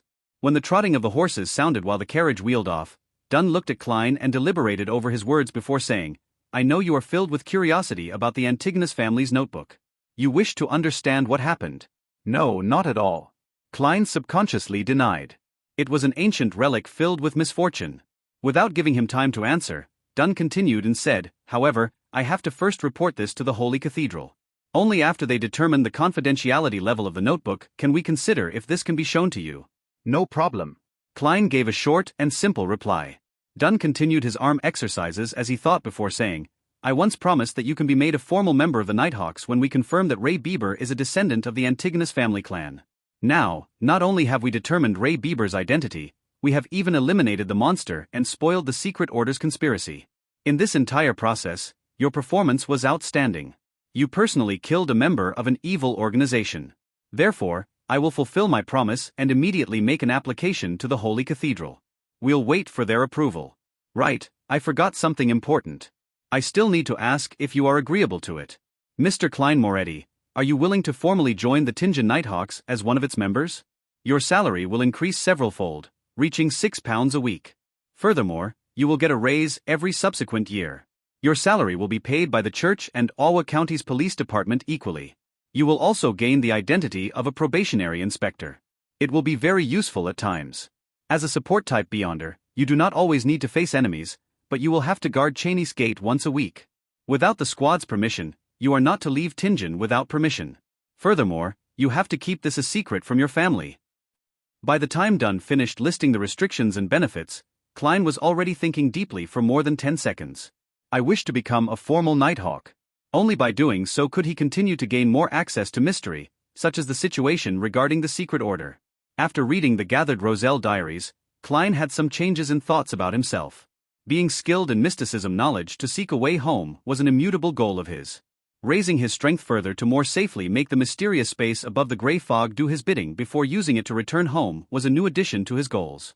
Just as Emperor Roselle said, simply relying on external powers was very dangerous. Furthermore, after becoming a seer and obtaining Beyonder powers, Klein sensed that he had a better grasp of the mysterious space. For example, he could pull another person into the gathering. This forced him to consider what possibly beneficial changes would happen to the mysterious space above the gray fog when he reached Sequence 8, Sequence 7, or an even higher sequence. Of course, Klein knew very well that this was built on the premise that he completely resolved the side effects of the seer potion. He could not rush or be rash. Very well. Once the Holy Cathedral approves of it, you will become one of us. Dunn's gray eyes were tinted with a hint of joy. At that moment, Ayer Harson, who was listening in, interrupted. Klein, don't mind me calling you Klein. Your performance today was really excellent. You managed to kill a Beyonder from the Secret Order. I even suspect that he has reached Sequence 7. How did you do it? I really find it incredulous. The question has finally been raised. Having long prepared for it, Klein acted as though he was organizing his thoughts. He knew that it was indeed incredible and enigmatic that he had killed a Beyonder that ran rings around Dunn, Ayer, and Larata. Ayer and company were not blind or dumb, so it was a matter of time before they inquired about the process. However, he never expected them to wait till this moment. That's right. Captain and Mr. Harson were previously injured and their situations could have worsened at any time. At that moment, any matter that could result in conflict had to be put on hold. It was to prevent me from acting desperately because of my exposed secret. Only after I expressed my attitude and showed that I was willing to be a Nighthawk were they at ease enough to ask. How crafty. They did not have any obvious communication between themselves, but they had made the same tacit decision. Klein answered as though in thought, it's an extremely lucky event. The clown in the tuxedo had made a fatal misjudgment. NOV, L, B //JNN. Back then, sealed artifact 2-049 was thrown near me as a result of the explosion's blast. It looked about 5 to 6 meters from me, but it was only a crude observation. It was very easy to come to the conclusion that I was within the sealed artifact's area of influence. And back then, I was feeling faint because of the explosion. My actions turned sluggish and looked as though I was being controlled. It was unknown when that suited clown came close to me in an invisible state. He tried to entice me by offering to save me and the corresponding Sequence 8 clown of the Seer Potion. He wanted me to help him retrieve the Antigonus family's notebook. Right, he said that the Secret Order is in control of the Seer Potion's corresponding sequence pathway and that he was once a seer. Klein recounted the situation back then in detail. He even described the theories he had back then, including how he believed that the suited clown had divined that taking the notebook would be an extremely risky endeavor, thus he had changed his plans. Of course, all the truths were used to conceal the lie made in the beginning, that he had been controlled by sealed artifact 2-049. Divined that it was extremely risky to retrieve the notebook? Yes, it's indeed highly risky. However, the risk was actually because of you, said Larata with a chuckle as she covered her mouth. His divination was right, but it caused him to end up in a fatal situation. This sure is an interesting account. Klein was taken aback before he nodded seriously. Indeed. Divination is never crystal clear. And that vagueness only means that an interpretation can be wrong. Yes, I have to take note of that. How did you finish him off after that? Asked Dunn while he did his arm exercises and leaned back. Klein smiled. I pretended to agree to him and made him awaken me. However, he did not dare enter the effective range of the sealed artifact. He stayed 2 to 3 meters away and used a strange paper slip in an attempt to push me. I seized the opportunity and pulled at his paper slip, causing him to be thrown into 2-049's effective range. I then complemented it with repeated shots and completed my goal. It's quite an embarrassing matter for me. I didn't even have the confidence of hitting him, despite being only 2 to 3 meters away from him. Ayer nodded slightly. With his evasive abilities, a distance of 2 to 3 meters is not an absolute guarantee. You might be able to strike him, but fail to hit him in a vital spot. That would only make things worse. Your choice back then was impeccable. It can even be said to be outstanding. If I were in your shoes, I might not have been able to do it better than you. He did not ask further. After all, the suited clown's entry into the sealed artifact 2-049's area of influence basically sealed his fate. He became a living target. The subsequent sequence of seer is clown. How odd, Dunn suddenly said with a sigh. Ayer Harson added, exactly, it is hard to imagine that the subsequent sequence of seer would be clown. According to normal logic, no one would link them together. Is that strange? I remember that quite a number of sequence potions also seem to lack similarities between their different levels. Larata covered her mouth as she yawned. It was obvious that her injuries were more severe. Not even Goddess's gaze could help her to maintain her vibrant energy. No, Larata. This is completely different. Even if the other sequence potions are lacking a connection, we can also find common points if viewed from a different angle. However, I cannot comprehend it for seer and clown at all, said Ayer Harson as he shook his head and sighed. Klein listened to their discussion and laughed. No, there's still a common point. What? Ayer asked curiously. Even Dunn's arm exercises clearly slowed down. Klein replied without hesitation, be it a seer or a clown, both of them can be found at the circus. Ayer, Dunn, and Larata were stunned. Quite a good answer. I like young man like you. Larata was the first to return to her senses as she burst out laughing. Iyer also smiled as he shook his head. In this era, the number of gentlemen who are equipped with the spirit of self-deprecation is decreasing. Thankfully, we have met one today. Do you think I like to engage in self-deprecation? It's not like I figured out any commonality between the two. Klein complained internally as he replied with a wry smile. I only wish that the potions of the sequence pathway would not have names like beast tamer, acrobat, or magician. That would really form a circus. Furthermore, it's a one-man circus. Haha. Dunn and company were immediately amused. It filled the carriage with a joyous atmosphere. The carriage proceeded straight for Zutland Street. Klein, who was not injured, was the first to enter Blackthorn Security Company. Goddess. What happened to you? Why are you like that? Roseanne exclaimed when she caught sight of him. Klein looked down at his dirty and tattered suit. He replied with his heart aching, there are always all kinds of accidents during a mission. Thankfully, the goddess blessed us and it ended beautifully. Praise the lady. Roseanne devoutly drew the crimson moon across her chest. Before waiting for Klein to continue, she asked, do you need us to hide in the third floor again? Is the sealed artifact really that dangerous? Trust me. It's far more dangerous than you can imagine, replied Klein with a lingering fear. If not for his even more mysterious luck enhancement ritual, he would have perished under the proverbial hands of 2-049. Goddess, Roseanne's lips quivered as though she had still a million things to say or questions to ask, but in consideration of how the captain was waiting downstairs, she held back her compulsion. She informed Mrs. Oriana and company to head upstairs to the third floor. The neighbors of Blackthorn Security Company were either estates of the church, or devout clergymen who vaguely knew of the situation. When all the civilian staff dispersed, Klein did not rush to the entertainment room to inform the other Nighthawks. He immediately returned and helped the captain and the rest escort sealed artifact 2-049, Monster Bieber's remnants, and the Antigonus family's notebook to the second floor. Through the partition, Dunn pushed open the entertainment room's door and said to the two Nighthawks who were playing Gwent cards, Fry Royale, both of you are to immediately head to the harbor's Tyrell warehouse and aid Leonard in dealing with the aftermath. All right. Royale, with her raven-black hair and cold expression, was the first to stand up. Corpse Collector Fry, with his black hair, blue eyes, and pale skin, stood up next. They put down their Gwent cards and walked out the entertainment room, and when they passed through the partition, they clearly paused. Wait, Dunn shouted, not letting down their expectations. What else is there? Sleepless Royale turned her head back and asked without an expression. Remember to inform the police. Let them seal off the road. Prevent anyone from coming close until you are done with the scene and move the corpse back, Dunn said, smacking his forehead. All right. Royale turned around and took 2 steps before pausing once again. She turned her head, blinked and confirmed coldly, Captain, is there nothing else? No, Dunn answered categorically. Royale nodded unnoticeably and walked towards the entrance. As for Corpse Collector Fry, who exuded coldness and darkness, he maintained his adequate pace. At that moment, Dunn added, remember to tell Rosanna, Mrs. Oriana, and company that they can come down. No problem. Fry calmly replied as though no emotion stirred in him. Klein watched as the two Nighthawks walked out the door and went upstairs before heaving a secret sigh of relief. He followed the captain and the rest underground. They proceeded straight to Cheney's gate. As Dunn gestured for Sleepless Kenley to open Cheney's gate, he instructed Klein, go to the armory and get old Neil here. We need his ritualistic magic to heal ourselves. As the effects of the medicine began to wear off, his mental state gradually waned. All right.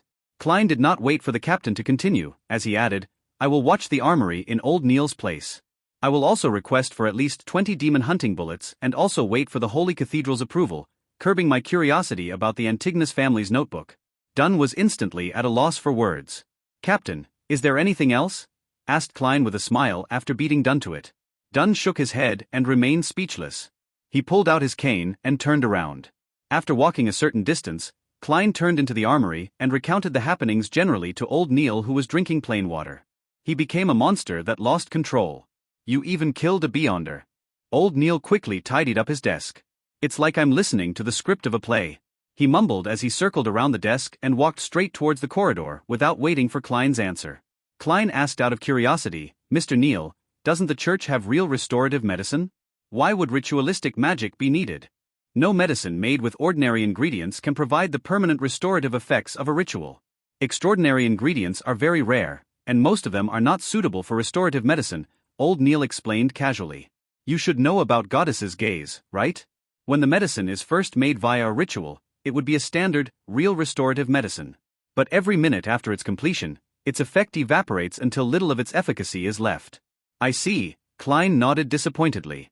As a former keyboard warrior and avid gamer, it was a habit to yearn for a medicine with magical healing properties. He watched old Neil leave and sat down, taking in the tranquility that he had not had in a very long time. In the midst of his piece, he recalled the tragic death of the suited clown. He recalled himself shooting coldly, the gruesome wound and the spewing of fresh blood. Klein's body shivered as he felt discomfort. He first stood up, then sat down, then slowly repeated the process. He also did some pacing back and forth in between. Phew! He let out a breath and decided to occupy himself with something so that he could stop thinking of those negative images. Klein took off his silk hat and formal suit. He then took out a handkerchief and a brush to clean off the dirt and mud. After an uncertain amount of time, he heard old Neil's familiar footsteps. Old Neil's gait involved him walking on his heels, and it made a distinctive noise as he ambled down the hall. How tiring, old Neil complained as he walked into the room.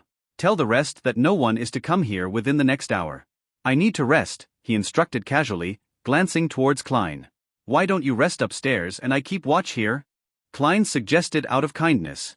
Old Neil shook his head. It's too noisy upstairs. Rosen is a lady who just can't stop talking. All right. Klein did not insist. He put on his coat and hat, picked up his cane, and returned to the corridor. Then, he pulled the armory's door ajar. Tap, tap, tap. He slowly walked on the empty path when he suddenly saw many rooms he had never seen previously by the side. There is a secret door here.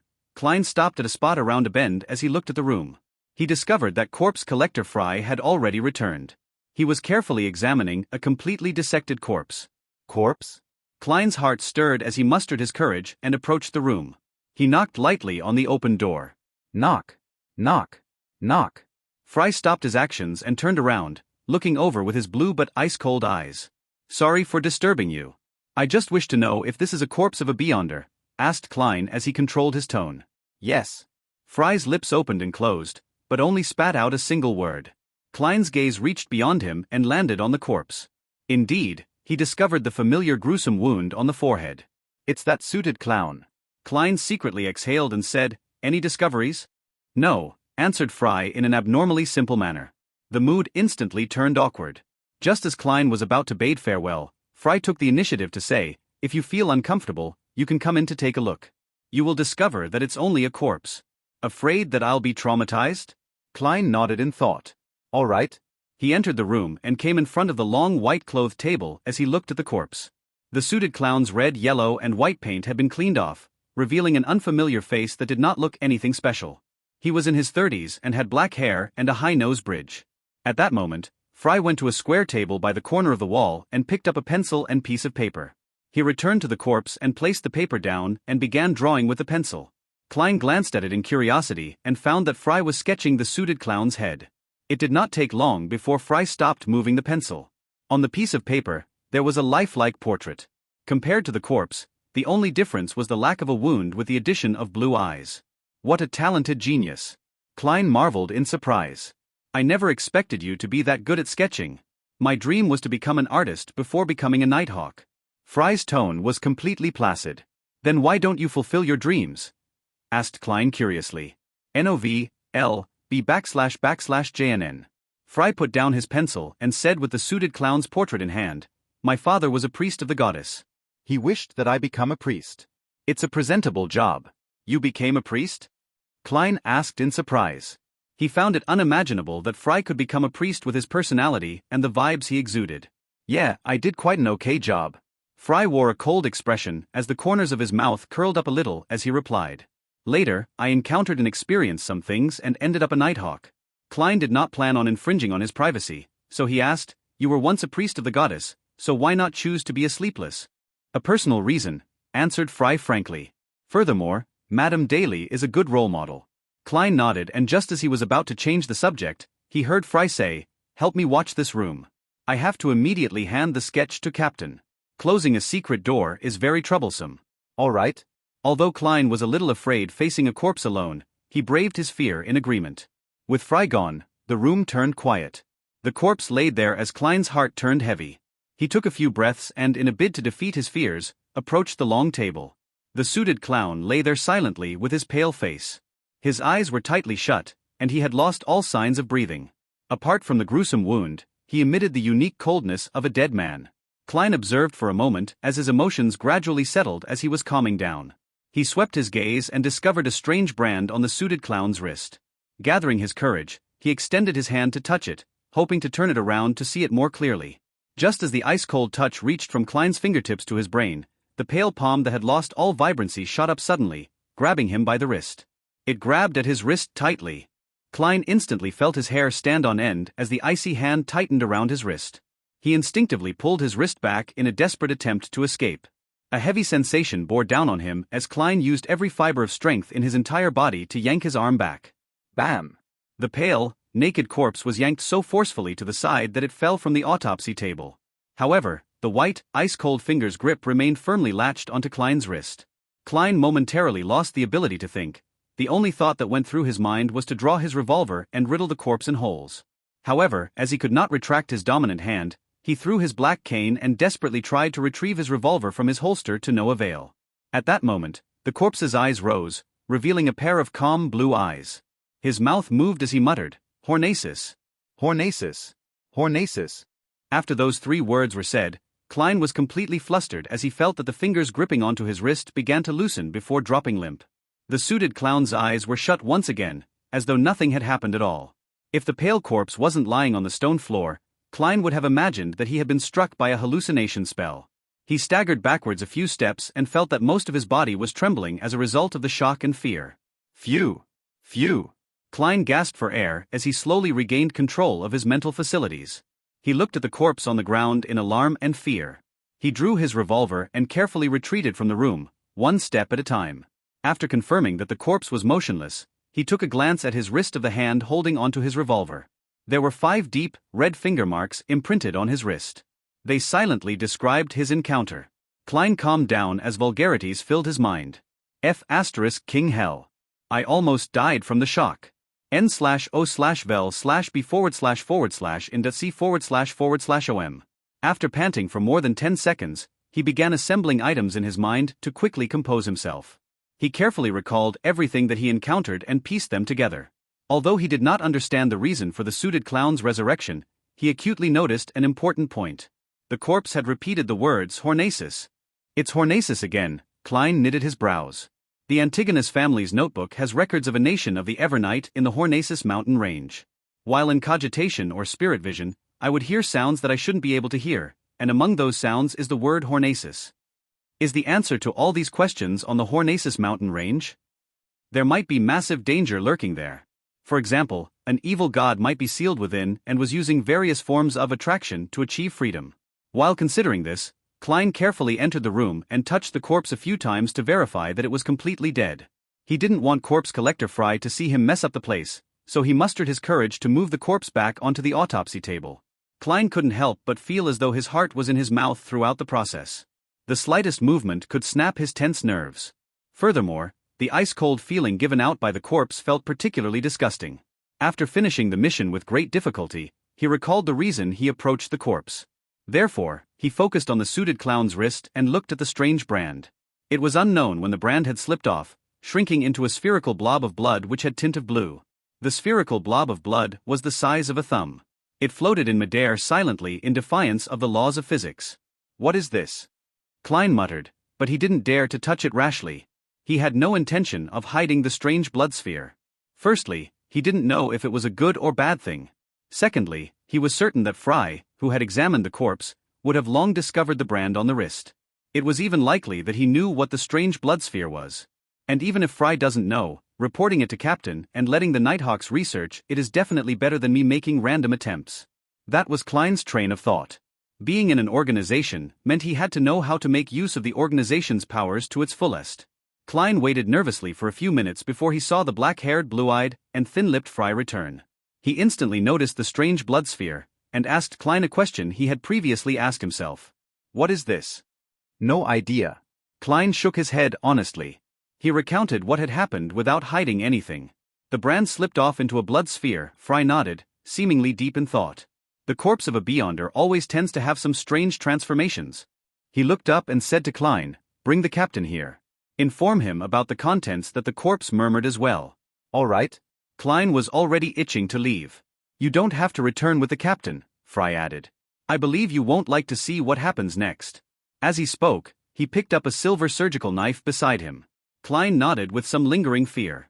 I was hoping you'd say that. He picked up his cane, wore his hat and hobbled over to the Cheney's gate. At the keeper's room, he saw the no longer frail Captain Dunn. After Dunn heard his recollection of what happened, he nodded indiscernibly. I'll report the matter to the higher-ups and let the Holy Cathedral deal with it. Maybe they'll send people to the main peak of the Hornacis mountain range to take a look. Klein answered briefly in confirmation. Seeing that only Sleepless Kenley and the captain were in the keeper's room, he casually asked, Are Mr. Eyre and the others resting? Dunn nodded and said, Eyre and Borgia are at St. Selina Cathedral. Laurata is probably looking for a coffee shop. Coffee shop? Madame Laurata hasn't recovered from her injuries, right? Klein asked in surprise. Dunn massaged his nose bridge and said with a laugh, Laurata has 3 hobbies: coffee, dessert, and maidservants. She says she needs these 3 things to speed up her recovery. Maidservants? Klein asked, perplexed. Does Madame Laurata have a particular fetish? Dunn shook his head helplessly and said, She likes maidservants. Yeah, that's right. Furthermore, she likes ones with big breasts. She sure is weird. Klein had no idea what kind of expression he should show in response. Dunn didn't delay any further as he headed out the keeper's room.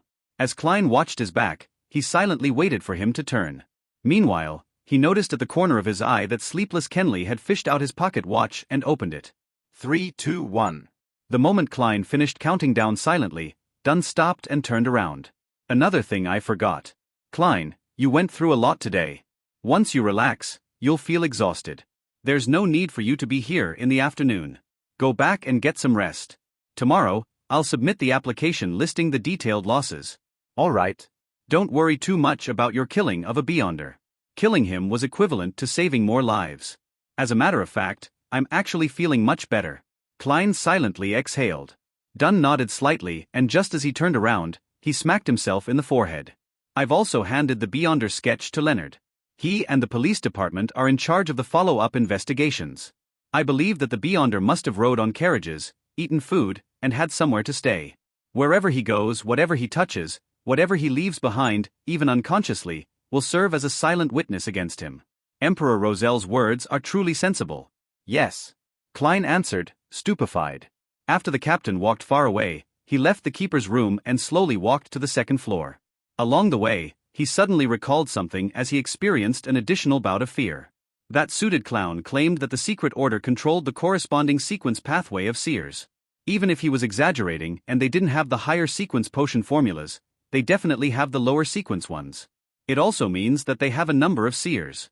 Then, wouldn't they divine that I killed the suited clown and secretly exact revenge against me? If they can't deal with the Nighthawks, can't they deal with me, a seer without any direct measures against enemies? Klein stopped in the stairwell and began thinking about the problem seriously. Soon, he discovered that he was worrying over nothing. Firstly, the secret order doesn't know who are members of the Nighthawks. Secondly, even if they know 1 or 2, they definitely wouldn't include a civilian staff member like me. Thirdly, under the present circumstances, unless they have a prophet, there's no way they can divine who the murderer is. He heaved a sigh of relief and left the Blackthorn Security Company. He took a public carriage back to Daffodil Street. Even though he hadn't eaten lunch yet, he still lacked the appetite. After entering his bedroom, Klein removed his damaged suit first. Then he took off his half-top hat, got into bed and tried to go to sleep. His mind remained active as though his entire existence couldn't relax. His mind wasn't repeating the scene of him shooting the suited clown to death, but of the scene of him moving the corpse, and that hair-raising experience. He no longer felt uncomfortable about killing for the first time, but more of a disgust when he thought about it. This was probably Fry's goal. He hoped that I would approach the corpse and face it directly to overcome my trauma. But even though the trauma from before is gone, I've been traumatized by something new. Klein gave a self-deprecating laugh as he gradually felt his nerves calm down. He had no idea when he dozed off, but when he woke up, his stomach was groaning in protest. I feel like I can eat an entire horse. Klein muttered as he looked at the sun setting in the west as though the sky was alit. Changing into old but comfortable casual clothes, he briskly walked to the 1st floor. Before he could consider what to make for dinner, he heard the door open. Melissa. The corners of his mouth curled up at the thought. Ever since she began taking the public carriage, his sister no longer returned home late. The key twisted as the door opened. Melissa walked in with her bag that contained her books and stationery. She looked at the kitchen and said, "Klein, there's a letter for you. It's from your mentor." A letter from mentor? Right. I wrote to him asking about the relevant historical situation of the Hornacis main peak. Klein was taken aback at first before he recalled the matter. After having dinner, a satiated Klein casually lounged on the living room sofa. He used a small letter opener to open the letter he received from his mentor. Melissa was sitting by the dining table at the time, working hard on a textbook problem, with the gas lamp for illumination. Benson was cradled in a single-seater, reading Accountancy for Beginners. Klein found 3 pages in the letter that he read with both fear and anticipation. "Very happy to receive your letter. It reminds me of the good old days over the past few years. Unfortunately, Welch and Naya have left us forever. I attended their burials separately and could feel their parents' anguish. The two of them were young adults who were supposed to have beautiful, bright futures ahead of them. Fate is always so unpredictable. No one can know what will happen to you next. I've experienced more as I've grown older, and I can increasingly sense the weakness and helplessness of humanity. Regarding the historical information revolving around the Hornacis main peak, I recall that the archaeologist, Mr. John Joseph, once published a monograph detailing it. It includes his accounts of his time at the Hornacis main peak. He discovered a few ancient buildings that are more than 1,000 years old. What shames every historian and archaeologist is our inability to precisely date the era. We can only make a crude estimate based on the architecture style, the characteristics of the murals, and a few of the texts that we can decipher. It's quite unbelievable that such a tall mountain peak would have humans living there. Mr. Joseph has ample evidence to prove that those humans developed a civilization that they can call their own. As for the details, it is hard to fully describe them in this letter. I suggest you try borrowing this monograph from the Deweyville Library. Trust me, Sir Deweyville's donation to this library makes it have more books in its collection than the one built by the city government. The monograph's title is Research of the Hornacis Main Peak's Relics. It is published by the Lone Publishing Firm. In addition, there are some papers that discuss something of relevance. They are published in the journals, New Archaeology, Archaeology Summary. The exact issue and journal volume is... Klein read every word, and repeated the names of the monograph and paper names silently. Immediately afterwards, he found some paper and an envelope, as well as a fountain pen before penning his gratitude. "Melissa, help me send this letter out. This is the money for the stamps." Klein placed the sealed envelope and more than enough money for the stamps on his sister's desk. Melissa took a glance and curled her lips. "Klein, stamps don't cost that much." "Yes, stamps don't, but a girl should have some allowance." Klein replied with a smile. "I believe Selina has mentioned this to you before." Noticing that Melissa was about to protest, he quickly added, "It can be used to buy the materials and tools you need." "Tools," Melissa repeated softly again and again before casting her gaze back onto her books. "All right," she said as she nodded imperceptibly. The corners of Klein's mouth immediately curved upwards as he briskly walked back to the sofa. "Excellent persuasion skills. You precisely pinpointed Melissa's weakness." Benson gave a thumbs up as he said with a suppressed laugh. Klein cleared his throat and said in all seriousness, "Then how shall I persuade you? Your self-study should emphasize language and ancient literature. Of course, basic mathematics and logic are equally important. According to the curriculum of the public schools and grammar schools, as well as the material tested for in college admissions, Klein was very confident about the general direction in which the upcoming civil servant examinations would focus on." Benson touched his hairline and said with a self-deprecating smile, "I feel like a curly-haired baboon in front of those books. But they're really useful," Klein said with a determined smile. At that moment, Melissa put down her fountain pen, stood up, and walked to the sofa. Benson, Klein. "This Sunday is Selina's birthday.